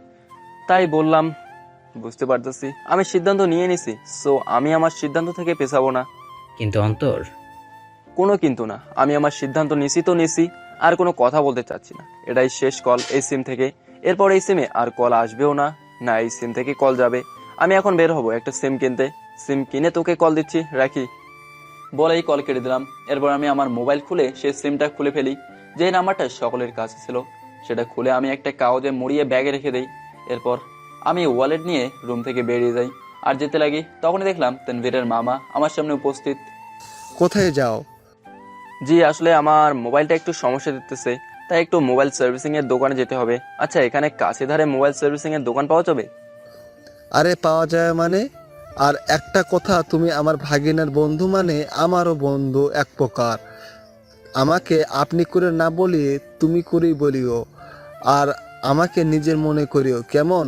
কারণ আমার ভাগিনা আমাকে মামা ডাকে, এখন যদি তার বন্ধু আমাকে আঙ্কেল ডাকতেছে, আবার আপনি করে বলতেছে, জিনিসটা কেমন যেন দেখায় না? তাই বলি আমাকে নিজের মামাই মনে করিও। আর তাছাড়াও আমার বউকে যদি মামি ভাবতে পারো, তাহলে আমাকে মামা ভাবতে অসুবিধা কোথায়? আমার বউকে মামি ডাকা আর আমাকে আঙ্কেল ডাকা জিনিসটা কেমন যেন দেখায় না? আজ থেকে যেন আমি শুধু তোমার মুখ থেকে মামা ডাক শুনি, আর যেভাবে মা ভাগিনের সম্পর্ক হয় আমাদেরও একই রকম সম্পর্ক হবে, বুঝছো? আর চলো, আমি নিয়ে যাচ্ছি তোমাকে মোবাইল সার্ভিসিং দোকানে। আমি তার দিকে তাকিয়ে আছি, কি সুন্দর করে আমাকে কথাটা বললো তিনি। আমি এই ফ্যামিলিতে এসে বারবার অবাক হচ্ছি। আমি তার দিকে হা করে তাকিয়ে আছি। ওই হা করে দেখিস কি? চল, মামাকে জীবনেও দেখোস নাই নাকি? আমি গাড়ি বের করতেছি, তুই আয়। বলেই মামা যেতে লাগে। আমি কি বলবো বা কি করব, আমি মিয়া পুরাই বেককাল হয়ে গেলাম। আমিও বাইরের দিকে গেলাম, দেখলাম মামা গাড়ি নিয়ে আসছে আর আমাকে ভেতরে যেতে বলতেছে। আমিও গাড়ির ভেতরে গেলাম আর মামাও গাড়ি চালাতে লাগলো। গাড়ি চালাতে চালাতে একটা মার্কেটের সামনে চলে যায়। মামাও গাড়ি সাইড করে দাঁড়ায় আর আমিও গাড়ির থেকে বের হয়ে আসি। এরপর মামার সাথে মোবাইল সার্ভিসিং এর দোকানে যাই। আসলে আমার মোবাইলে একটা সমস্যা ছিল, আমার মোবাইলের চার্জিং পয়েন্টে একটু সমস্যা, সেটাই ঠিক করে নিলাম। তার পাশাপাশি একটা সিম কার্ডও কিনে নিলাম। কিরে, সিম কার্ড নিলি যে? আসলে মামা আমার একটা সিম কার্ড লাগতেছে। আসলে আমার কাছে কেবল একটাই সিম, অনেক সময় বাইরে যাই তো, সেখানে একটা সিমে যদি ডাটা নিয়ে রাখি, হুট করেই সেই ডাটা শেষ হয়ে গেলে সেই সিমে টাকা ঢাকতে হবে, তো তাই আরো একটা সিম নিলাম। আচ্ছা নে। এরপর মামার সাথে বাসায় চলে গেলাম। তারপর দুপুরের খাবার খেয়ে নিলাম, মানে তাদের সাথে কথা বলে সেই সন্ধ্যা পর্যন্ত কাটিয়ে দিলাম। রাতের বেলা মোবাইলে সিম লাগিয়ে তানভীরকে কল দিলাম। দোস্ত, আমি এই সিম নিছি, এটাই এখন থেকে খোলা থাকবে, কিন্তু একটা কথা। কি কথা দোস্ত? তোকে কসম দিলাম আমার এই নাম্বারটা যে তোর কাছে আছে সেটা কাউকেই বলবি না, আর আমার সাথে যে যোগাযোগ হয় সেটাও যাতে কেউ জানতে না পারে। আচ্ছা আমি রাখি, পরে কথা বলবো, কিছু কাজ আছে সেটা করতে হবে। বলেই কল কেটে দিলাম। এরপর সেই সিম আমি আমার ইমো ও হোয়াটসঅ্যাপ খুলে নিলাম, কারণ দৈনন্দিন জীবনে স্মার্টফোনে এই অ্যাপগুলো থাকা প্রয়োজন। এরপর আমার এফবি আইডির নাম্বার চেঞ্জ করে নিলাম, যেন আমার সেই নাম্বার সার্চ করে আমার আইডি যাতে না পায়, কারণ আমি চাই না তাদের সাথে আমার কোনোভাবেই যোগাযোগ হোক। তারা যদি আমাকে ভুলে থাকতে চায় তাহলে থাকুক তারা, আমিও আমার মতো করেই থাকবো, ফিরবো না আর তাদের কাছে। আমিও আর কি করব, রুমের মধ্যে আছি, তবে রুমের মধ্যে আর ভালো লাগতেছে না, তাই আমিও রুম থেকে বেরিয়ে ছাদে চলে গেলাম। ছাদে গিয়ে দেখি একটা দোলনা আছে আর বসার জায়গাও আছে। এইসব দেখে মায়ার কাটানো কিছু মুহূর্তের কথা মনে পড়ে গেল আমার। আমি আর মায়া রাতের বেলা ঠিক এই সময়ে ছাদে এসে দুজন দুজনের হাত ধরে আকাশের তারাগুলো দেখতাম। মায়া আমার পাশে বসে হাত ধরা অবস্থায় আমার কাঁধে তার মাথা রেখে আকাশের দিকে চেয়ে থাকতো আর উপভোগ করতে থাকতাম রাতের সেই মনোমুগ্ধকর মুহূর্তগুলো। দিনগুলো বেশ ভালোই ছিল। তখনই মনে পড়ে গেল মায়া আমার সাথে কি করছে। আমি প্রতি মুহূর্তে মায়াকে আমার মধ্যে থাকা সবটুকু ভালোবাসা দিতে চাইতাম, কিন্তু শেষমেশ সে কি করলো, আমাকেই ধোকা দিল, আমার ফিলিংসকেই শেষ করে দিল। সে আমার থেকেও সুন্দর দেখতে টাকাওয়ালা একজনকে পেয়ে আমাকেই ছেড়ে দিল। শুধু ছেড়েই দেয়নি, ছেড়ে দেওয়ার পাশাপাশি মিথ্যা অপবাদ দিয়ে সকলের সামনে আমাকে অপরাধী বানিয়ে সকলের সামনেই ছোট করলো। যে আপু তার ভাইকে সবসময় আদরের মধ্যেই রাখতো, সেই আপুর কাছেই আমাকে খারাপ চরিত্রহীন ছেলে বানিয়ে দিল। যে দুলাভাই আমাকে নিজের ভাইয়ের চোখে দেখতো, সেই দুলাভাইয়ের সামনে ছোট করে দিয়ে সেই দুলাভাইকে দিয়ে আমাকে ঘাড় ধাক্কা দিয়ে বাইরে করে দিল। যে মামাতো ভাইকে আমি নিজের ভাইয়ের মর্যাদা দিয়ে আগলে রাখছিলাম, সেই ভাই আমার কষ্টের সময় আমার দিকে তাকিয়ে হাসছিল। আম্মু আব্বুর কথা বাদই দিলাম, কারণ বুঝতে পারলাম তারা আমাকে উপরের দিক দিয়েই চিনছে, কিন্তু আমার ভেতরটাকে জানলো না। আর যাকে ভালোবাসা শিখে দিলাম ও মনে প্রাণে তাকে ভালোবাসলাম, দিন শেষে সেই ভালোবাসার দ্বারাই প্রতারিত হলাম। ওই যে বলে না, যারা ভালোবাসতে শেখায় দিন শেষে তারাই ভালোবাসাহীন রয়ে যায়। সকলে ঠিকই বলে, বিপদে পড়লেই বোঝা যায় কে আপন কে পর। আমিও বুঝতে পারলাম, হ্যাঁ ধরে নিলাম আমি অপরাধ করলাম। তাই বলে কি আম্মু আব্বু একবারও কল করে জিজ্ঞাসা করবে না কথাটা? আজ সত্যি কলিজাটা ফেটে যাচ্ছে, কারণ যাদের আপন মনে করেছিলাম আর ভাবছিলাম বিপদে আপদে কাউকে পাই আর না পাই তাদের পাবো, কিন্তু শেষমেশ কি হলো, আমি ভুল প্রমাণিত হলাম। তারা আমাকে ভুল বুঝে পর করে দিল আমার সাথে। মনে তারা তাদের সম্পর্কের সমাপ্তি ঘটিয়ে দিল কি অলরেডি ঘটিয়েই দিয়েছে। থাক, সমস্যা নেই, তারপরেও দোয়া করি সকলের জন্য, সুখে থাকুক সকলে। আকাশের দিকে তাকিয়ে এইসব মনে মনে ভাবছি, আর চোখ দিয়ে পানি বেয়ে পড়ছে, আর কষ্টে বুকটা ফেটে যাচ্ছে আমার। আকাশের দিকে কি এত কি দেখছেন? সাথে সাথে আমার ঘোর কাটলো, আর আমি সাথে সাথে আমার চোখের পানি মুছে নিলাম আর পেছনে ফিরে তাকালাম। দেখলাম হৃদিকা কথাটা বললো।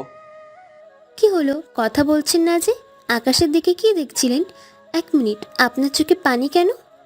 কই আমার চোখে পানি? ও আসলে চোখে কিছু ময়লা ঢুকেছে, তাই চোখে পানি। আমি অন্য একটা কথা বলে হৃদিকার কথা ঘোরাতে চেষ্টা করলাম, কারণ আমি চাই না আমার চোখের পানির আসল সত্যিটা সে জানুক। শুধু সেই না, আর কারোর সাথে এইসব নিয়ে কথা বলতে ইচ্ছা নেই আমার, কারণ যা ঘটার তা ঘটে গিয়েছেই। শুধু সেই স্মৃতিগুলো মনে এনে আর কষ্ট পেতে চাচ্ছি না। তাছাড়াও সবকিছু সবার সাথে শেয়ার করাও ঠিক না। আমার ব্যথা নিয়ে আমিই থাকতে চাই, আমার ব্যথা সম্পর্কে কাউকেই বলতে চাই না আমি। যে জানার সে তো জেনেই গেছে, এর বাইরে আর কারোর সাথে এইগুলো শেয়ার করতে চাই না আমি। এই যে কি ভাবছেন এত? না কিছু না, এমনিতেই রাতের আকাশ দেখতেছিলাম। রাতের আকাশ দেখতে আপনার ভালো লাগে তাই না? হ্যাঁ ভালো লাগে বলেই তো দেখি। আচ্ছা, ও আপনাকে তো একটা কথা বলতে ভুলে গেছি। আব্বু আপনাকে ডাকছিল। ও আচ্ছা চলেন দেখি মামা কেন ডাকছে আমাকে। এরপর আমি আর হৃদিকা যেতে লাগি। আমি হৃদিকাকে ফলো করতে লাগি। ছাদ থেকে নেমে তার সাথে সাথে সোজা হল রুমে চলে যাই। গিয়ে দেখি মামার টিভি দেখতেছে, আমিও মামার কাছে গেলাম। আমাকে ডাকছেন? ওই ডাকছেন মানে কি? তোরে কি বলছিলাম আমি? আচ্ছা সরি, এখন বলো আমাকে ডাকছো? হ্যাঁ ডাকছি তো, বয় বলতেছি। আমিও সোফায় বসলাম। শুন, আমি বলি কি, চাকরিটা তো পাবি, তবে কয়েকদিন শহর ঘুরে দেখ, এরপর আস্তে করে জয়েন করিস। না মামা, আমি বসে থাকতে পারবো না। আমি এমনি বসে থাকতে পছন্দ করি না, আর তাছাড়াও চাকরি করতে করতে শহর ঘোরাঘুরি করা যাবেই। কিন্তু অন্তর দেখ, তুই এ শহরের নতুন, তাই বলি কি মামার কথাটা শোন আগে। কয়েকদিন শহরটা ঘোর, আমার সাথে চলাফেরা কর, জায়গা চিনে নে ভালো করে। এরপর তো জয়েন করতেই পারবি। মামা তোর জন্য ব্যবস্থা করেই রাখছি তো। কিন্তু মামা, কোনো কিন্তু না, যা বলছি তাই শোন। আমি আর বাড়তি কিছু বলতে পারলাম না, কারণ একে তো আমি তাদের বাড়িতে আছি, দ্বিতীয়ত উনি আমার বড়, আর আমি এমনিও ওনাকে চিনি না। সো এখন মনের উপর কথাটা না বলাটা বেয়াদবি হয়ে যাবে। হ্যাঁ, সে ভালো কথাই বলছে। আগে আমাকে এই শহরের অলি গলেই চিনতে হবে, কারণ আমি এই শহরের নতুন। যদি তার কথায় ভুল থাকতো তাহলে একটা কথা বলতে পারতাম, কিন্তু তার কথায় কোনো ভুলই পেলাম না আমি। একটা জায়গা যখন কেউ যায়, হুট করেই সেই জায়গায় ঘুরে বেড়ানো যায় না। আগেই সেই জায়গার সম্পর্কে জানতে হবে, এরপর সেই জায়গা সম্পর্কে ঘোরাফেরা করতে হবে। আর সত্যি তাদের কথাবার্তা, আচার আচরণ আমাকে মুগ্ধ করে দিল। কয়েক ঘন্টার পরিচয়ে আমাদের, এরই মধ্যে আমাকে তাদের ফ্যামিলির একটা অংশ বানিয়ে নিল। আর এইভাবেই তাদের সাথে মিলে মিশে থেকে 6টা মাস পার করে দিলাম। 6 মাস পর আমি অফিসে কাজ করতেছি, ফাইল দেখতেছি। আসলে অফিসের বস আমাকে কিছু গুরুত্বপূর্ণ কাজের ফাইল দিছে, আমি সেটাই দেখতেছি। তখনই আমার টেলিফোন বেজে উঠলো। আমার টেলিফোন একমাত্র আমার বসই কল দেয়। আমিও রিসিভ করলাম। সে আমাকে তার কেবিনে যেতে বলে। আমিও নিজের কেবিন থেকে উঠে তার কেবিনে গেলাম। দরজার সামনে গিয়ে দরজায় নক করলাম। স্যার আসতে পারি? থাপ্পড় দিয়ে তোর বস বাহির করে দিব, ভেতরে আয়। আমিও ভেতরে গেলাম, গিয়ে দাঁড়ালাম। ওই তোর বারণ করছি না, আমাকে বস ডাকতেছে। আরে আজব, আর কতবার বলবো তোমাকে, এটা বাড়ি না যে এখানে তোমাকে মামা ডাকবো। অফিসে তো আর আমরা মামা ভাগিনা না, এটা অফিস। অফিসের ঘরোয়া ম্যাটার আনা তো ঠিক না, তাই না? কানের নিচে দিব একটা, বয় কথা আছে। আমিও চেয়ারে বসলাম। হ্যাঁ বলো। শোন, আমার এক বন্ধুর ছেলের বিয়ে। সে আমাকে আর একটু আগে কল দিয়ে অনেক অনেক রিকোয়েস্ট করেছে সে উপস্থিত হতে। সো আমি চিন্তা করলাম আমরা 4 জন সেখানে যাব। মামা, আমি না গেলে হয় না? না মানে আমার এই সকল ফাংশনে যেতে ইচ্ছে করে না, কেমন যেন আনইজি লাগে। চুপ, যা বলছি তাই শুনবি। কিন্তু মামা। চুপ। এদিকে মামা ধমকাইতেছে, অন্যদিকে অফিসের কিছু স্টাফ ও আমার কিছু কলিগ মজা নিতেছে। মামা, আমার একটু ইজ্জত রাখো, এভাবে অফিসে তো চিল্লাইও না। তোকে এখানে চেঁচাবো না তো কোথায় চেঁচাবো শুনি?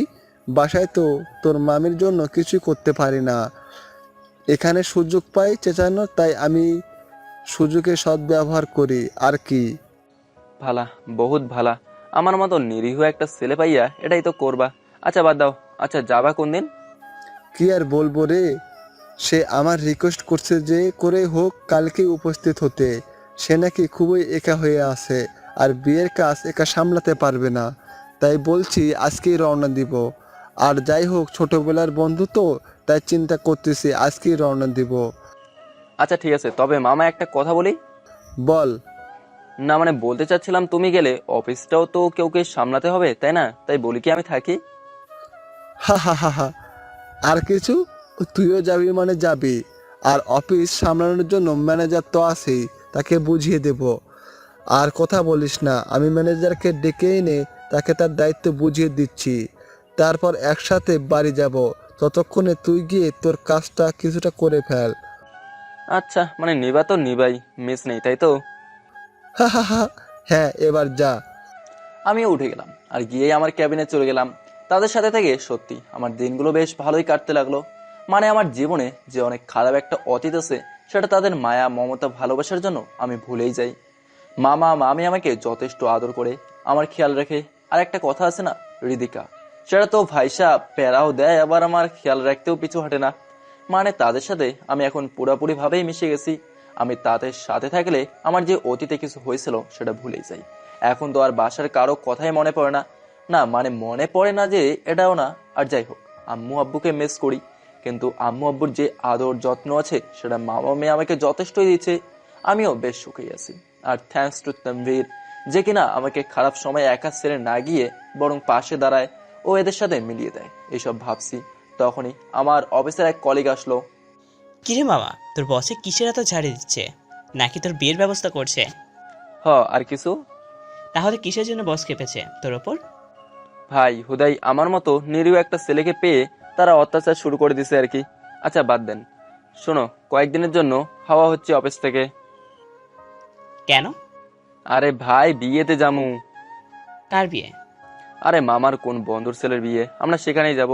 আসলে ভাই বিশ্বাস কর, আমার যাওয়ার কোনো ইন্টারেস্টই নাই। হুদাই ঝামেলায় গিয়ে লাভ আছে?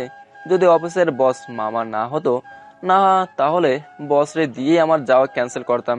কিন্তু আমার যে ভাগ্য, শালা আমার মামাই আমার অফিসের বস, আর তার কাছে তো আর কোনো বাহানা করা যাবে না। দোস্ত, আমার না এই ফ্যামিলি ফাংশনগুলো ভালোই লাগে না, কিন্তু মামা আমাকে জোর করে নিতেছে। এখন কি করতাম বল? কি আর করবি, যা মজা কর। মামা, পারলে আমার জন্য কিছু সুন্দরী নাম্বার নিয়ে আসিস। শালা শেষরা, দূর হ আমার চোখের সামনে থেকে, আমার কাজ করতে দে। পরে বস এসে যদি দেখে আমি ফাঁকিবাজি করতেছি, সেও আবার সুযোগ পেয়ে যাবে আমাকে ঝাড়ি দেওয়ার। আচ্ছা মামা, কাজ কর। বলেই চলে গেল, আর আমিও কিছুক্ষণ ফাইল নিয়ে চেক করতে লাগলাম। কিছুক্ষণ পরে মামা আসে, আর আমিও উঠে মামার সাথে যেতে লাগি। এরপর মামা গাড়ি নিয়ে সোজা বাসায় গিয়ে আমি আমার রুমে যাই, একটু ফ্রেশ হয়ে নিলাম। ফ্রেশ হয়ে বেরিয়ে দেখি হৃদিকা আমার রুমে উপস্থিত। জি, কি চাই? কি চাই মানে? তোমার রুম বলে কি আসতে পারবো না নাকি? না, আসতে পারবা না যে সেটা বলি নাই, কিন্তু যেভাবে আছো মনে হচ্ছে কিছু তো একটার জন্য আসছো তুমি। আরে না, এমনি আসি। মানে আমাকে 1000 টাকা দাও তো থাকলে। আমি জানতাম এই হৃদিকা স্টাইলে থাকার পিছনে কিছু না কিছু চাওয়ার আছেই। আমার থেকে টাকা নাই, মায়া আমার থেকে নিয়ে নাও। দিবা কিনা সেটা বলো। নেহি, কেটে পড়ো এখান থেকে। আচ্ছা ঠিক আছে, তাহলে আমি ওই ছবিটা এফবিতে দিচ্ছি। কোন ছবি? এই যে দেখো, কি সুন্দর ছবি না এটা? হৃদিকা বলেই আমাকে তার মোবাইলে একটা ছবি দেখায়। ছবিটা দেখেই আমার পুরাই হোশ উড়ে গেল, কারণ ছবিটা এমন একটা ছবি যা আমাকে মামা মামির সামনে জোকার বানিয়ে দিতে পারে। আসলে একদিন সকালে আমি ঘুমাচ্ছিলাম, সেই সুযোগে হৃদিকা এক অকাম করছে। আমার ঘুমন্ত অবস্থায় সে ডাইরেক্ট আমার মুখে মেকআপ করে বসে। এরপর আমিও ঘুম থেকে উঠে ফ্রেশ হতে গেলাম। বাথরুমে নিজেকে আয়নার সামনে দেখে নিমেষেই ভয় পেয়ে গেছি, কারণ হুট করেই এক অদ্ভুত চেহারা আয়নার সামনে ভেসে ওঠে। আমার তো ডাইরেক্ট কলিজায় প্রায় বের হয়ে গেছে। পরে যখন খেয়াল করলাম, তখন দেখলাম আমার মুখে মেকআপ করে আমাকে পুরাই জোকার বানিয়ে দিছে। প্রথমে আমি যে ভয় পাইছি, পরে ভীষণ রাগ ওঠে, কিন্তু কিছুই করতে পারি নাই। আমি মুখ ধুয়ে বের হলাম, আর দেখি হৃদিকা আমার দিকে তাকিয়ে হাসতেছে। মেয়েটার দিকে তাকিয়ে ভীষণ রাগ ওঠে, কিন্তু কিছুই করলাম না। তবে সে যে এই অবস্থায় ছবি তুলে রাখবে তা কে জানতো। কি এখন কি টাকা দিবা নাকি? এটা কিন্তু ব্ল্যাকমেলিং হতেছে। আমার মতো সিধা সাদা একটা ছেলেকে কি করে ব্ল্যাকমেল করতেছো? তোমার মনের কি দয়া মায়া নাই? দয়া মায়ের দরকার নেই, টাকা ছাড়াও ছাড় নাই। বাঁচতে যদি চাও তাহলে ঝটপট 1000 টাকা দাও। প্লিজ ছবিটা ডিলিট করো, আমার থেকে সত্যিই টাকা নাই। না না না না, টাকা ছাড়া মাপ নেই। একটু ডিসকাউন্ট দেওয়া যায় না? ঠিক আছে, 500 টাকা দাও, তাহলেই হবে। আমিও মানি ব্যাগ থেকে 500 টাকা বের করে দিলাম। কিছু করার নাই, মাইন্ড কার্ড চিপায় ভালো করেই আটকাইয়া আছি আমি। আচ্ছা, আমার থেকে আগেও তো টাকা নিছো, এত টাকা দিয়ে কি এমন করো? হ্যাঁ, যা মন চাই করি, তোমাকে বলতে হবে নাকি? আমি গেলাম। আর হ্যাঁ, আরও 1000 টাকা দিলেই তবে এই ছবিটা ডিলিট করা হবে। বলেই হৃদিকা দিল তোর। এটা পুরাই না ইনসাফি কইছে। আমার সাথে কথা হয়েছে 500 টাকার, কিন্তু সে থাক বাদ দেই। তখন এই মামার এন্ট্রি। কিরে, ব্যাগ গোছানো শুরু করেছিস? না মামা, করব। আমরা কিন্তু 8টায় রওনা দিব, তাই তাড়াতাড়ি ব্যাগ রেডি করে নে। বলেই মামা চলে গেল। এরপর ব্যাগ রেডি করে আমরা খাবার খেয়ে রেডি হয়ে নিলাম। মামা তার পাজারু গাড়িটা রেডি করলো, অবশ্যই ড্রাইভার নিছে, কারণ রাতের বেলা আমার মামা ড্রাইভ করাটা ঠিক হবে না। আমরাও ব্যাগ নিয়ে রেডি। এরপর আমরা গাড়িতে বসলাম। আমি ড্রাইভারের পাশে বসতে চাইলাম, কিন্তু মামা আমাকে মামি ও হৃদিকার সাথে বসতে বলল। আমি অনেকবার বললাম সামনে বসবো, কিন্তু দিলই না। মামি তো আরো রেগে যায় কথাটা শুনেই। আমরাও বসলাম আমি জানলার সাইডে। হৃদিকাকে কেন যে আমার পাশে দিল মামি, এটা আমারে জ্বালায় মারে।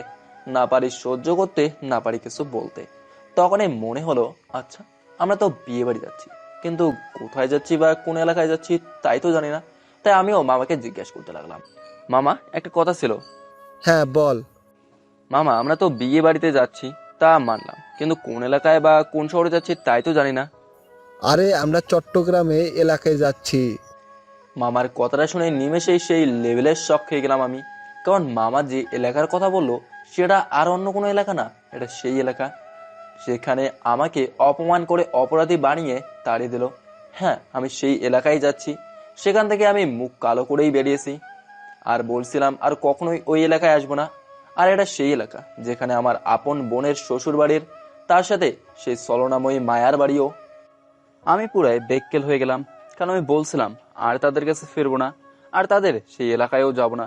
কিন্তু শেষমেশ কিনা আমাকে সেই এলাকায় যেতে হবে। না, আমাকে কিছু একটা করতে হবে। আমি সেই এলাকায় যেতে পারবো না। না, তাদের মুখ দেখতেও আগ্রহী আমি। আমার মাথা খাটাতে লাগলাম, কারণ যে করেই হোক আমার সেখানে যাওয়া আটকাতেই হবে। ঠিক তখনই মোবাইলটা বের করে ইচ্ছা করে রিংটোন বাজিয়ে দিলাম, আর মোবাইলটা সকলের সামনে বের করে রিংটোন অফ করে সিরিয়াস মোডে কথা বলতে লাগলাম। হ্যালো, হ্যাঁ বল, কি বলতেছিস তুই? কখন, কিভাবে হয়েছে? কিরে, কি হয়েছে? মামা, আমার এক পরিচিত বড় ভাই নাকি অ্যাক্সিডেন্ট করছে, এখন আমাকে সেখানে যেতে হবে। কি বলতেছিস তুই? কিভাবে অ্যাক্সিডেন্ট করছে? তা তো গেলেই বুঝতে পারবো। মামা, আমার সেখানে যাওয়া খুবই জরুরি। তোমরা এক কাজ করো, তোমরা চলে যাও, আমি না হলে সেই বড় ভাইয়ের বাসায় থেকে যাব। বলেই আবার মোবাইলে কথা বলার নাটক শুরু করলাম। হ্যাঁ, আমি আসতেছি, চিন্তা করিও না। আমি আর কিছু বলতে যাব, তখন এবার সত্যিকারের আমার মোবাইলে কল আসছে। যা দেখলাম, মামা, মামি ও রিদিকা তিনজনেই আমার দিকে অগ্নি দৃষ্টিতে তাকায় আছে। তোর শালা, খেয়ে গেলাম ধরা। পাগোটা বাস মেরে দিল। কিরে, তোর তো কল চলতেছিল, তাহলে কলের মধ্যে কল কেমনে আসে? ফাজিল কথাকার, শেষমেশ না যাওয়ার জন্য মিথ্যা কথা বললি যাতে তোর যাওয়া না লাগে, তাই না? আচ্ছা, তোর সমস্যাটা কি? আমাদের সাথে যেতে চাচ্ছিস না কেন? হ্যাঁ, আসলে মামি, আমার এই সকল ফ্যামিলি ফাংশনগুলো ভালো লাগে না, কারণ সেখানে সবাই যার যার মতো ব্যস্তই থাকে, মাঝখানে আমি এতিমের মতো একা হয়ে থাকি। তাই আমি এরকম ফাংশনগুলোতে যাইতে চাই না। আসলেই এটাও একটা সত্যি, যার জন্য আমি ফ্যামিলি ফাংশনগুলোতে যাইতে চাই না। তবে এখন তো আর এক কারণেই আমি যেতে চাচ্ছি না, সেটা আর বলার কিছু নেই। না হলে আমি তো রাজি হলামই যাওয়ার জন্য। তবে আমি তো জানতামই না যে তারা কোন জায়গায় যাবে। কত বড় ভুল করলাম। যদি আগেই তাদের জিজ্ঞাসা করতাম বিয়েটা কোথায় বা তারা কোথায় যাবে, তাহলে হয়তো একটা প্ল্যান করেই ফেলতাম আমার যাওয়া আটকানো। কিন্তু গাড়িতে ওঠার পরেই আমি জানতে পারলাম আমরা আসলে যাচ্ছি কোথায়। আর আমিও তাদের কেউ সেই কারণটা বলতে পারবো না, কেননা আমি একবার তাদের সাথে যাওয়ার কথা বলে আবার না যাওয়ার চেষ্টা করলাম। বলতে পারবো না আমার সেখানে না যাওয়ার ইচ্ছাটার আসল কারণ। দেখ অন্তর, তুই হয়তো অন্যদের সাথে গিয়ে এমনটা ফিল করেছিস, কিন্তু আমার বন্ধু খুবই ভালো। সে সকলের খোঁজ খবর রাখে। সেখানে গেলে দেখবি আমার থেকেও তোকে বেশি প্রাধান্য দেবে। আর তাছাড়া সে কি একা যাচ্ছে নাকি? আমরা তো যাচ্ছি, আর আমি আছি না। আমি থাকতে সে কি করে একা ফিল করবে শুনি? দেখো অন্তর, মামির কথাটা শোন। তুই দুষ্টুমি করিস না, আমাদের সাথে চল, দেখবি তোর ভালোই লাগবে। আর আমরা তো আছি তোর সাথে। মামি, তুমি যদি আমার মনের অবস্থা বুঝতে ও আমার পরিস্থিতি সম্পর্কে জানতে, তাহলে বুঝতে কেন আমি সেখানে যেতে চাচ্ছি না। কারণ আমি চাই না এইগুলো শেয়ার করতে। আর এখন তো আরো চাইবো না, কারণ আমি চাই না তোমাদের এই বিয়ের মজাটা মাটি হোক। আরে আর কথা বলিস না তো। আর ড্রাইভার, গাড়ি চালাও, না হলে এই আবার কোন একটা ফাঁদ পাতবে না যাওয়ার জন্য। জি স্যার। বলেই ড্রাইভার আঙ্কেল গাড়ি চালাতে শুরু করে দেয়। আর আমি ভাবতে লাগলাম, যে জায়গায় আমি আর যেতে চাই না, শেষমেশ ভাগ্যই আমাকে সেই জায়গায় ফিরিয়ে নিয়ে যাচ্ছে। যে জায়গায় আমাকে এত অপমান করলো, আবার বাড়ি থেকেও তাড়ি দিল, সেই জায়গায় আমি যাচ্ছি। জানি না আমার সাথে কি হবে, ওইখানেই বা কি অপেক্ষা করছে সেখানে আমার জন্য। তবে যাই হোক না কেন, তাদের সামনেও যেতে চাই না আমি। তাদের সাথে যেন আমার দেখা না হোক, এটাই আমি দোয়া করি। রাতের 12টা বাজে। দেখলাম গাড়িতে মামা, মামি, রিদিকা ঘুমিয়ে আছে। ড্রাইভার আঙ্কেল গাড়ি চালাচ্ছে, আর আমার চোখে কোনো ঘুমই নেই, কারণ মনের মধ্যে এক প্রকার অস্থিরতা কাজ করছে আর মাথায় প্রচুর প্রেশার পড়তেছে। আমি চাইছি সারা জীবন তাদের থেকে দূরে থাকতে, কিন্তু ভাগ্যের এমন এক পরিহাস, যাদের থেকে দূরে থাকতে চাই সেই মানুষগুলোর কাছেই আবার যেতে হচ্ছে। এমন এক পরিস্থিতির মধ্যে আছি যা কাউকে বলে বোঝাতে পারবো না। মামা, মামি হয়তো আমার আনইজি কথা মনে করেই আমাকে জোর করে নিয়ে যাচ্ছে, কিন্তু তারা তো আর জানে না সেই শহরে, সেই এলাকায় কি হয়েছিল আমার সাথে। আমি মামা মামিদের সাথে 6 মাস ধরেই আছি, কিন্তু কোনোদিনও আব্বুর আম্মুর সাথে কথা বলতে দেখে নাই। একদিন তো আমি অফিস থেকে এসে রুমে রেস্ট করতেছিলাম, তখন এই মামি এসে আমাকে জিজ্ঞাসা করে তাদের সাথে এতদিন আসি, কিন্তু একদিনও তারা আমাকে আব্বু আম্মুর সাথে ফোনে কথা বলতে দেখে নাই। আসলে প্রশ্নটা করাই স্বাভাবিক, কারণ আমি তো তাদের বললামই আমার আম্মু আব্বু আছে। আমি মিথ্যা কথা বললাম, তাদের বললাম আম্মু আব্বু গ্রামে থাকে, আর সেখানে নেটওয়ার্কের অনেক সমস্যা, তাই খুব কমই কথা হয় তাদের সাথে। এটা বলেই বুঝিয়ে দিলাম। তবে আমি আমার যে বড় বোন আছে তার কথা বলি নাই, কারণ আপুর কথা বললে তারাও বিভিন্ন প্রশ্ন করত, আর সেগুলোর উত্তর দিতে দিতে হুট করেই সত্যিটা প্রকাশ হয়ে যেত। ভাবতে লাগলাম, যদি মায়ের সাথে আমার পরিচয় না হতো তাহলে আজ আমি আমার পরিবারের কাছে হাসি খুশিভাবে থাকতাম। আম্মু আব্বুরও আপুর ভালোবাসা থেকে বঞ্চিত হতাম না। মায়ের কথা বলতেই মায়ের ব্যাপারে ভাবতে লাগলাম, অনেকদিন তো হয়ে গেল তার সাথে কোনো যোগাযোগ নেই, তার খোঁজও নেইনি। আসলে নেবই বা কেন? তার খোঁজ নেওয়ার জন্য তো অনেকেই আছে, আর সে যা করছে আমার সাথে, এরপর তার খোঁজ নেওয়া বোকামি। মায়াকে আমি মন থেকে সরে দিলাম বটে, তবে পুরোপুরিভাবে মন থেকে আলাদা করতে পারি নাই আমি, কারণ প্রথম ভালোবাসা বলেই কথা। আজ খুব জানতে ইচ্ছা করতেছে কেমন আছে সে, কি করতেছে। আশা করি ভালোই থাকবে সে। তবে আর যাই হোক না কেন, সে আমার ক্ষতি করলেও আমি তো আর কারো খারাপ চাইতে পারি না। যেখানে থাকুক ভালো থাকুক, শুধু আমার সাথে তার ও বাকিদের দেখা না হলেই চলবে। আমি আমার মোবাইলটা বের করতে লাগলাম, দেখলাম হৃদিকা আমার কাঁধে মাথা লাগিয়ে ঘুমাচ্ছে। আমি আরও দেখলাম মামি হৃদিকার কাঁধে মাথা লাগিয়ে ঘুমাচ্ছে। থাক, তারা ঘুমাক। আমিও ইয়ারফোন বের করে কানে লাগিয়ে গান শুনতে লাগলাম। রাস্তায় গাড়ি চলছে, তার সাথে আমিও সেই মুহূর্তের গান ইয়ারফোনে সেরে গান শুনছি। রাতের 2টা বাজে, আমি এখনো জেগেই আছি, কারণ ঘুম তো সু হয়েই আছে আমার। এর মধ্যেই ড্রাইভার আঙ্কেল গাড়ি একটা গ্যাস স্টেশনে নিয়ে আসে। গ্যাস স্টেশনে নেওয়ার জন্য ড্রাইভার আঙ্কেল ও আমি জেগে আছি, বাকিরা ঘুম। গাড়ি থামানো হলো। আমিও চিন্তা করলাম সকলকে জাগিয়ে দেওয়া উচিত, তবে আগে হৃদিকাকে ডাকা উচিত, কারণ সে আমার উপর হেলান দিয়েই আছে।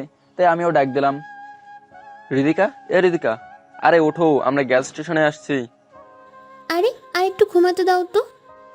হৃদিকা বলেই তার 2 হাত দিয়ে আমার ডান হাত জড়ে ধরে। ব্যাপারটার সাথে সাথে আমাকে শক দিল। হয়তো সে জানেই না সে ঘুমের মধ্যে কি করতেছে বা কার হাতকে জড়ে ধরে আছে। আমিও হাত ছাড়িয়ে নিতে চেষ্টা করতে লাগলাম, সেও আরো শক্ত করেই ধরতেছে। ব্যাপারটা আমার থেকে মোটেও ভালো লাগতেছে না, তাই আমি আস্তে করে হাতটা ছাড়িয়ে নিলাম আর হৃদিকাকে ঝাঁকে দিয়ে জাগিয়ে দিলাম। কি হয়েছে, এরকম করছো কেন? কি করলাম আমি? তুমি ঘুমের মধ্যে কি করতেছিলা তুমি নিজেও জানো না, আর তাছাড়াও বাস স্টেশনে মামিকে উঠিয়ে দাও। দেখলাম হৃদিকা আমার দিকে এক প্রকার রাগের চোখে তাকিয়ে আছে, তা আমি এত গুরুত্ব দিইনি। আমিও মামাকে ডেকে দিলাম। এরপর আমি গাড়ি থেকে নেমে ফ্রেশ হয়ে নিলাম। দেখলাম মামা, মামি ও হৃদিকা ড্রাইভার আঙ্কেল রেস্টুরেন্টের ভেতরে গেল। আমিও রেস্টুরেন্টে গেলাম, আর সেখানে গিয়ে মামার পাশে বসলাম। মামির ডান পাশে মামা বসছে, বাম পাশে হৃদিকা, আর আমি মামার পাশে বসলাম। কি খাবা, অর্ডার দাও। মামা, আমি অনলি চা, আর কিছুই খাবো না। ওই খাইছোস না, নাহলে গাড়িতে ঘুম আসবে না। আরে মামি চিল, আমার অভ্যাস আছে, আর না খেলে মাথা ফুল হ্যাং হয়ে যাবে। আর চা পাগলারে যদি বলো চা না খাইতে, বেচারা তো মরেই যাবে। ঠিক আছে, খা, তুই কিছু বলবো না। এরপর আমরা সকলে হালকা পাতলা নাস্তা করে নিলাম, আর চা তো খাবোই, সেটা মেজ আছে নাকি। এরপর চা নাস্তা শেষ করে আমরা গাড়ির দিকে যেতে লাগি। তখনই মনে পড়লো গাড়ির কাহিনী, তাই আমি মামার কাছে চলে যাই। মামা, তুমি তো দেখি আনরোম্যান্টিক পারসন। কেন রে, তা কেন মনে হলো তোর? আরে তুমি এই লং জার্নিতে কি করে মামির সাথে না বসে সামনে ড্রাইভার আঙ্কেলের সাথে বসলে? আরে এই সময় দুজন দুজনের সাথে থাকবা তা না, বরং দুজনে আলাদা আলাদা সিটে বসে আছো। যাও মামির পাশে বসো, আমি ড্রাইভার আঙ্কেলের সাথে বসি। বলেই আমি ড্রাইভার আঙ্কেলের পাশে বসে পড়ি, আর মামাকে মামির সাথে বসে দিই। বাহ, এখন ভালো লাগতেছে দুজনকে দেখতে। আমিও বসে আছি, তবে আয়নায় দেখলাম হৃদিকা পেছন থেকে আমার দিকে অগ্নি দৃষ্টিতে তাকিয়ে আছে। তা দেখেও না দেখার ভান করলাম। আর কিছুক্ষণের মধ্যেই গাড়ি স্টার্ট দিল আর চলতে লাগলো তার গন্তব্যের উদ্দেশ্যে। গাড়ি চলছে আপন গতিতে, আর আমার থেকেও বেশ ভালোই লাগতেছে। তাই ইয়ারফোনটা বের করে আমার মোবাইল লাগিয়ে নিলাম, আর যখন গান ছাড়তে যাব তখনই হৃদিকা ডাক দিল। তোমার ইয়ারফোনটা দাও তো। কেন, তোমারটা কোথায়? খুঁজে পাচ্ছি না, ইয়ারফোনটা দাও। আচ্ছা নাও। বলেই আমার ইয়ারফোনটা দিয়ে দিলাম হৃদিকাকে, আর সেও মোবাইল বের করে তার কানে গুজিয়ে নিল আমার ইয়ারফোন। কি আর করব, বসে আছি আর বোরিংও লাগতেছে। স্থিরভাবে বসে থাকতে থাকতে কখন যে ঘুম চলে আসছে তাও জানা। অন্তর, এই অন্তর উঠ, আমরা পৌঁছে গেছি তো। মামির কথা শুনে আমি লাফিয়ে উঠে দেখি গাড়ির মধ্যে কেউই নেই। মামি আমাকে দরজা দিয়ে রাখতেছে। আমি পিছন ফিরে দেখলাম ড্রাইভার আঙ্কেল ব্যাগ বের করতেছে। আমিও নেমে যাই আর আঙ্কেলকে ব্যাগ বের করতে সাহায্য করতে লাগি। আরে আরে, করিস কি তুই? কি করতেছি মানে? ব্যাগ নিচ্ছি। ব্যাগ আমি দিচ্ছি তো। তোর কথা বলিও না তো, একা কটা ব্যাগ নিবা? আমিও কিছু নেই, আর কথা বাড়াইও না। বলেই আমিও কিছু ব্যাগ নিয়ে নিলাম। আর যাই হোক, তার উপর এত বোঝা চাপাবো কেন? সেও তো একটা মানুষ। আমিও ব্যাগ নিয়ে যেতে লাগি।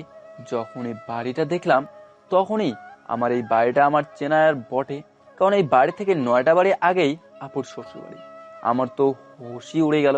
যদি এই বাড়ির লোকরা আমার পরিচিত হয় বা তারা আমাকে যদি চিনে থাকে, তাহলে তো পুরাই মারা খাওয়া যাব। আমি ব্যাগ নিয়ে আগাচ্ছি বটে, তবে আমার পা আগাতে চাচ্ছে না। মনে বারবার ভয় কাজ করতেছে, কারণ আমি চাই না সেই মানুষগুলো চোখের সামনে পড়তে, যারা আমাকে 6 মাস আগে বাড়ি থেকে বের করে দিয়েছিল। আর যদি এই বাড়ির কেউ আমাকে একবার চিনতে পারে, তাহলে শিওর আমি সেই মানুষগুলোর সামনে পড়বই। কিন্তু সেটা আমি চাই না। আল্লাহ বাঁচাও আমাকে, আমি তাদের সামনে যেতে চাই না। আর প্লিজ আমার সত্যিটা যেন মামা, মামি ও হৃদিকারা জানতে না পারে। আমি বাড়িটা দেখলাম বাড়িটা 2 তলা বাড়ি, সাথে বিশাল বড়। আমিও হাঁটতেছি, তখন এই মামি বাড়ি থেকে বেরিয়ে আসে। কিরে, এতক্ষণ লাগে আসতে? তাড়াতাড়ি আয়। জি মামি, আসতেছি বলেই আমিও হাঁটতে লাগি, কিন্তু আমার হাত পা কাঁপতেছে। তারপরে কোনো মতে ভেতরে প্রবেশ করি। সেখানে দেখি একজন লোক মামার সাথে দাঁড়িয়ে হেসে হেসে কথা বলতেছে। আমি এক সাইডে দাঁড়িয়ে আছি। হৃদিকাও আমার ইয়ারফোন কানে দিয়ে আমার দিকে অগ্নি দৃষ্টিতে তাকিয়ে আছে। এরপর মামা সেই লোকটাকে নিয়ে আমাদের কাছে আসে। অন্তর, আমার যে বন্ধুর কথা বলছিলাম, এ হচ্ছে সে আমার বন্ধু মনসুর, আর এ হচ্ছে আমার একটা ভাগিনা অন্তর। আসসালামু আলাইকুম। ওয়ালাইকুম আসসালাম, কেমন আছো?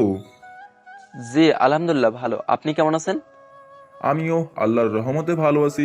তোমরা জার্নি করে আসছো, চলো তোমাদেরকে রুম দেখিয়ে দেই, কালকে কথা হবে তোমাদের সাথে। পরে আমাকে একটা রুমে নিয়ে যায়, আর আমিও ব্যাগ সাইডে রেখে হেলিয়ে পড়ি। সকালবেলা বাসায় লোকজনের আওয়াজ শুনে ঘুমটা ভেঙে গেল। দেখলাম 9টা বাজে। এরই মধ্যে দেখি মামাও রুমে আসছে। কিরে, উঠবি না নাকি? নাস্তা রেডি, তাড়াতাড়ি ফ্রেশ হয়ে আয়। বলেই চলে গেল। আর আমিও ব্যাগ থেকে ব্রাশ বের করে ফ্রেশ হতে চলে গেলাম। ফ্রেশ হয়ে এসেই চলে গেলাম আমি হল রুমে গিয়ে দেখি সেখানে মামা, মামি, হৃদিকা ও একটা ছেলে আর একজন মহিলা উপস্থিত। মনে হয় ছেলেটা সেই আঙ্কেলটার ছেলে, আর মহিলাটা হচ্ছে সেই আঙ্কেলের বউ। মামা আমাকে দেখে টেবিলে আসতে বলে, আমিও গিয়ে বসলাম। এরপর নাস্তা দেওয়া হয়। কিরে সৌরভ, তোর বোন এখনো ওঠে নাই? উঠেছে তো আব্বু, আমি ডেকে উঠে আসছি, সেও ফ্রেশ হতে চলে যায়। আরে যাবেও, তোমরা খেতে থাকো না। আরে সকলে একত্রে নাস্তা করাটা ভালো, কেউ এখন কেউ পরে খেলে সেটা ভালো দেখায় নাকি? আরে আব্বু, ও আসবে, তুমি খাও তো, তুমি আঙ্কেলের সাথে খাও, চলে আসবে। এরপর সকলে নাস্তা করতেছে, আমিও নাস্তা খাচ্ছি। ওই তো চলে আসছে সে। বলতেই সকলে সিঁড়ির দিকে তাকায়, আমিও তাকালাম। সিঁড়ির দিকে তাকিয়ে তো আমার চোখ বড় বড় হয়ে গেল, কারণ মেয়েটাকে আমি চিনি। মেয়েটার নাম হচ্ছে মুন্নি, আর সবচেয়ে ভয়ের কথা হলো সেও আমাকে চেনে।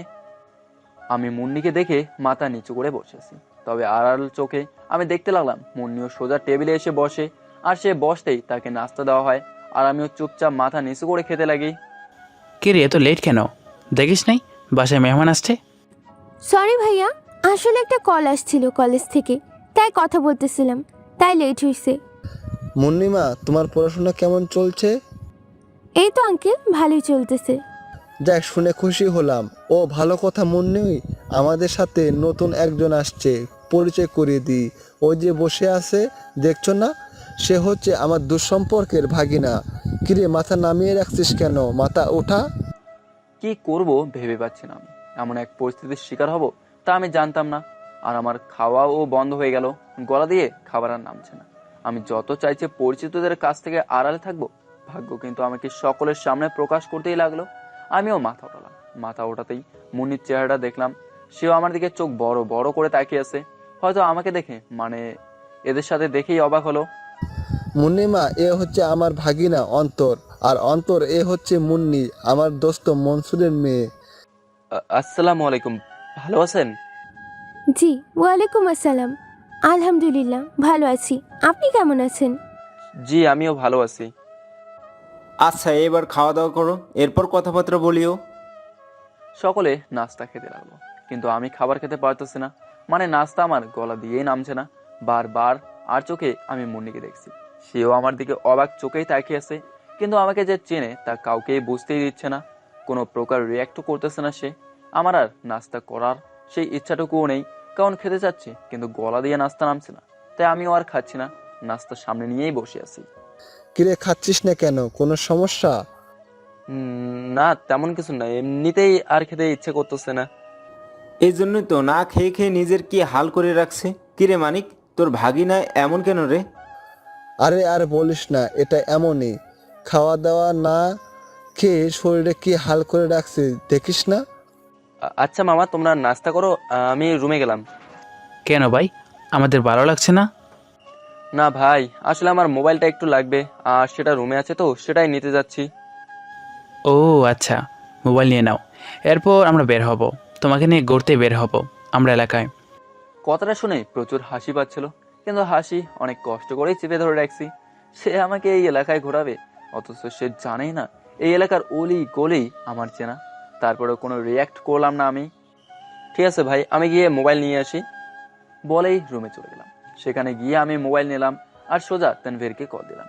জানি না মামা এখানে আসার খবর তানভীরকে দিচ্ছে কিনা, তবুও আমার বলাটা দরকার। আমিও মোবাইল হাতে নিয়ে তানভীরকে কল দিলাম আর সেও রিসিভ করলো। কিরে মামা, কি অবস্থা? এই তো দোস্ত, আল্লাহর রহমতে ভালোই আছি, তোর কি অবস্থা? এই তো বিন্দাস আছি। তো কি করিস, নাস্তা করছিস? আধা নাস্তা করছি।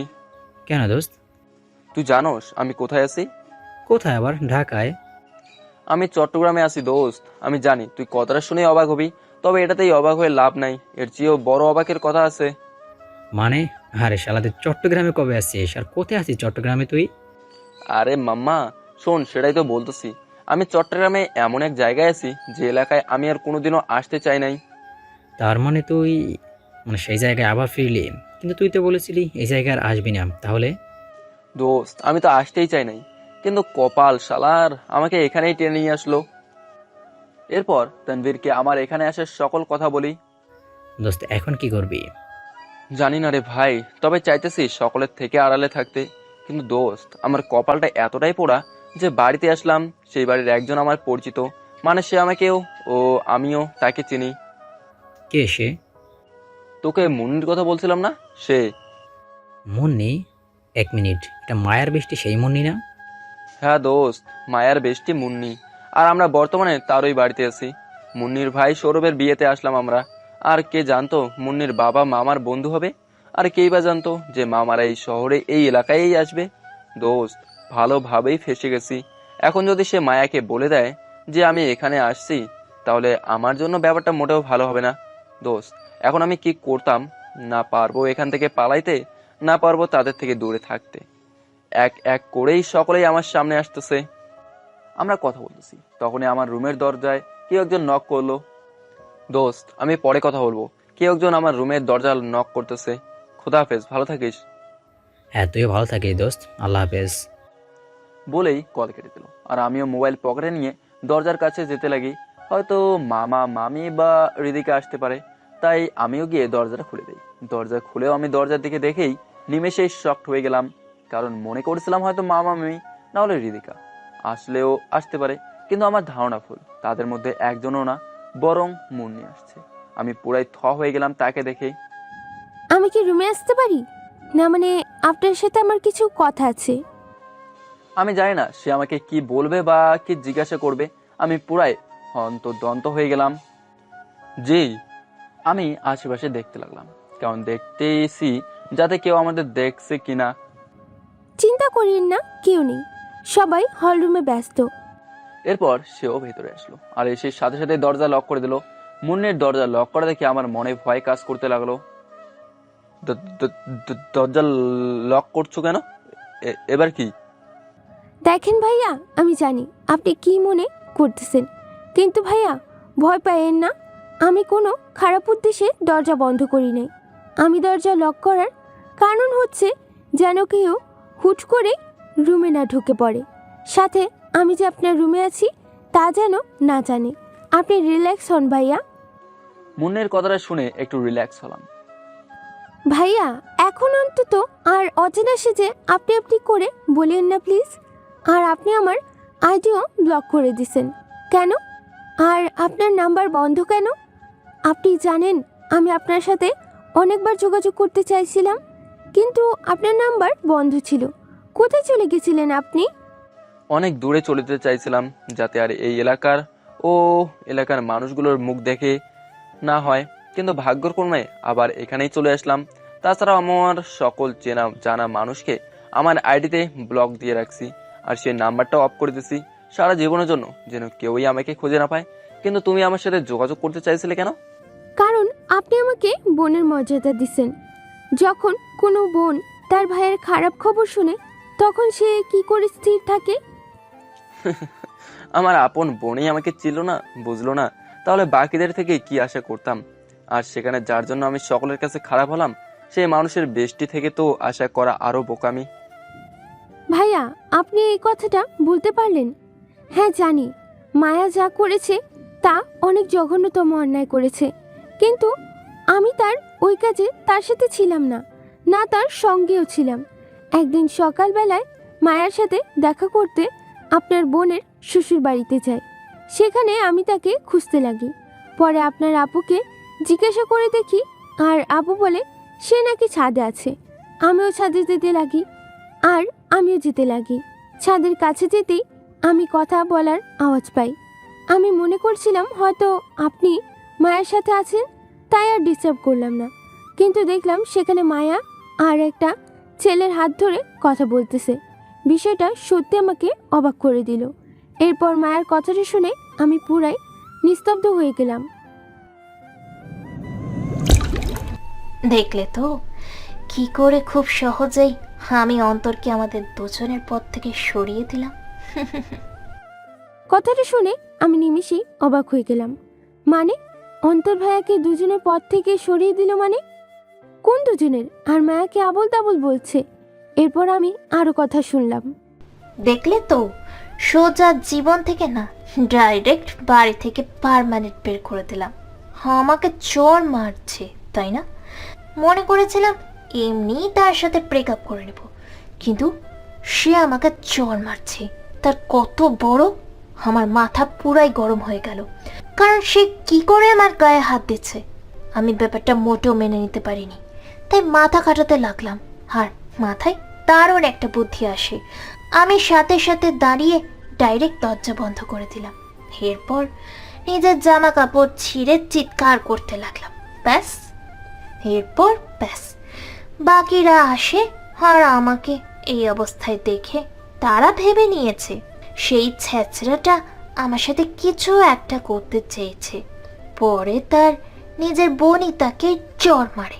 উফ, জানো না কি ভালো লাগলো জিনিসটা দেখে। সে আমাকে চড় দিয়েছিল, আর আমি তাকে তার বোনের হাতে চড় খাওয়ালাম, সাথে অনেক ঝাড়িও।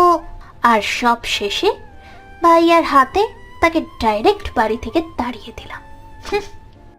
বিশ্বাস করবেন না ভাইয়া, কথা শুনে আমার ভাবতেই অবাক লাগতেছিল। এর মতো নষ্টামে আমার বেস্টি। সাথে সাথে আমিও তাদের সামনে চলে যাই। মায়া আমাকে দেখে অবাক হয়। সে আমাকে কিছু বলতে যাবে, সাথে সাথে গালে একটা চড় লাগিয়ে দিই। আর এই নষ্টামের সাথে সেই দিনই আমার বন্ধুত্ব শেষ করে দিই, আর বলে আসি কোনোদিনও যেন আমার সাথে কথা বলতে না আসে। আর সেখান থেকে সোজা বাড়িতে চলে আসি। কারণ আর যাই হোক, ওর মতো নষ্টামে কোনোদিনও কারো বন্ধু হতে পারে না। কারণ যে এই জঘন্যতম কাজ করতে পারে, সে কোনোদিন কারো বন্ধু হওয়ার যোগ্যতা রাখে না। আমি বাসায় এসে অনলাইনে ঢুকি, আর দেখি আপনি আমাকে ব্লক দিয়ে রাখছেন। আমি হোয়াটসঅ্যাপ, ইমোতেও নক দিই, কিন্তু রিপ্লাই পাইনি। পরে নাম্বারেও কল দিই, সেটাও বন্ধ। কি করে পারলো আপনার সাথে এমনটা করতে সে? আমার ভাবতেও অবাক লাগতেছিল। এতদিন একটা নষ্টার সাথে বেস্টি ছিলাম আমি ভাইয়া। এরপর অনেক ট্রাই করি যোগাযোগ করার, কিন্তু আমি ব্যর্থ হই। আর ভাইয়া, সেই দিনের পর থেকে আজ পর্যন্ত মায়ের সাথে দেখাও করি নাই, কোনো যোগাযোগ করি নাই। কিন্তু ভাইয়া, আপনি কি করে আছেন এই অপবাদ নিয়ে? আপনার কি ইচ্ছা হয় না নিজেকে নির্দোষ প্রমাণিত করার? না, এখন নির্দোষ প্রমাণিত করে কি লাভ? নির্দোষ প্রমাণিত হলে তারা হয়তো আমাকে তাদের কাছে টেনে নিয়ে যাবে, এতটুকুই। কিন্তু আমি তো আর তাদের কাছে ফিরতে চাই না। এই একটা ঘটনার দ্বারা আমি মানুষ ভালো করেই চিনতে পারলাম, আর বুঝতে পারলাম কে আপন আর কে পর। পরিবারের মধ্যে এত বছর থেকেও যেখানে তাদের বিশ্বাস জোগাতে পারলাম না, আর যেখানে তারা আমাকে চিনতেই পারলো না, সেখানে আমি আর ফিরে যাবই বা কেন? তারাও খুব সহজেই অপবাদকে সত্যি ভেবে নিল। তাদের অন্তত উচিত ছিল আমাকে একবার জিজ্ঞাসা করার, কিন্তু তারা তা করে নাই। এর মানে এটাই প্রমাণিত হয়ে গেল আমি সেই আমার মানুষগুলোর বিশ্বাস জোগাতে পারি নাই, তাদের ভরসাও জোগাতে পারি নাই। এরপরেও কি তাদের কাছে ফিরতে চাইবো নাকি? এখন যদি প্রমাণিত হয়েও যায় আমি নির্দোষ, এরপরেও তো আমি আর ফিরবো না তাদের কাছে, না তাদের সাথে কথা বলবো। এখনো দূরে আছি, তখনও দূরেই থাকবো।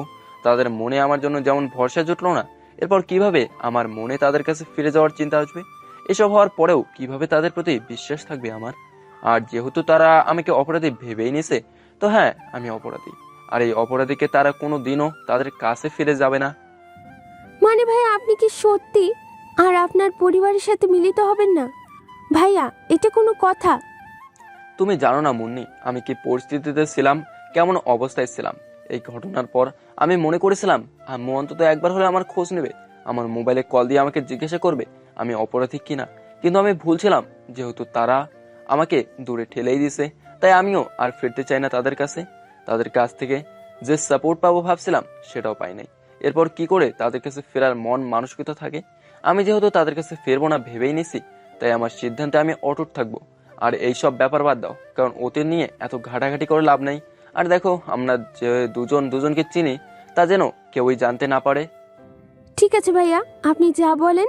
তবে ভাইয়া, মায়ের সাথে সম্পর্ক শেষ বলে আমার সাথে সম্পর্ক শেষ করবেন না, এটা কিন্তু ঠিক না।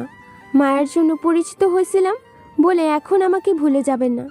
আপনার সাথে পরিচিত হওয়ার পর যেমনটা আপনার বোন হয়ে যেভাবে আপনার উপর অধিকার খাটাইছি, এখন আমি সেই বোনের অধিকারটাই চাই, যেন এই ভাইয়ের উপর বোনের অধিকার খাটাতে পারি, বুঝছেন? ঠিক আছে, ওরে ভুলেই গেছিলাম। সৌরভ ভাইয়া বলছিল নিচে যাইতে, ঘুরতে বের হবে বলছিল। মুন্নি আস্তে করে তুমি বের হয়ে যাও রুম থেকে, এরপর আমিও বেরিয়ে সৌরভ ভাইয়ের কাছে যাব। তারা হয়তো আমাদের জন্য অপেক্ষা করতেছে। ঠিক আছে ভাইয়া।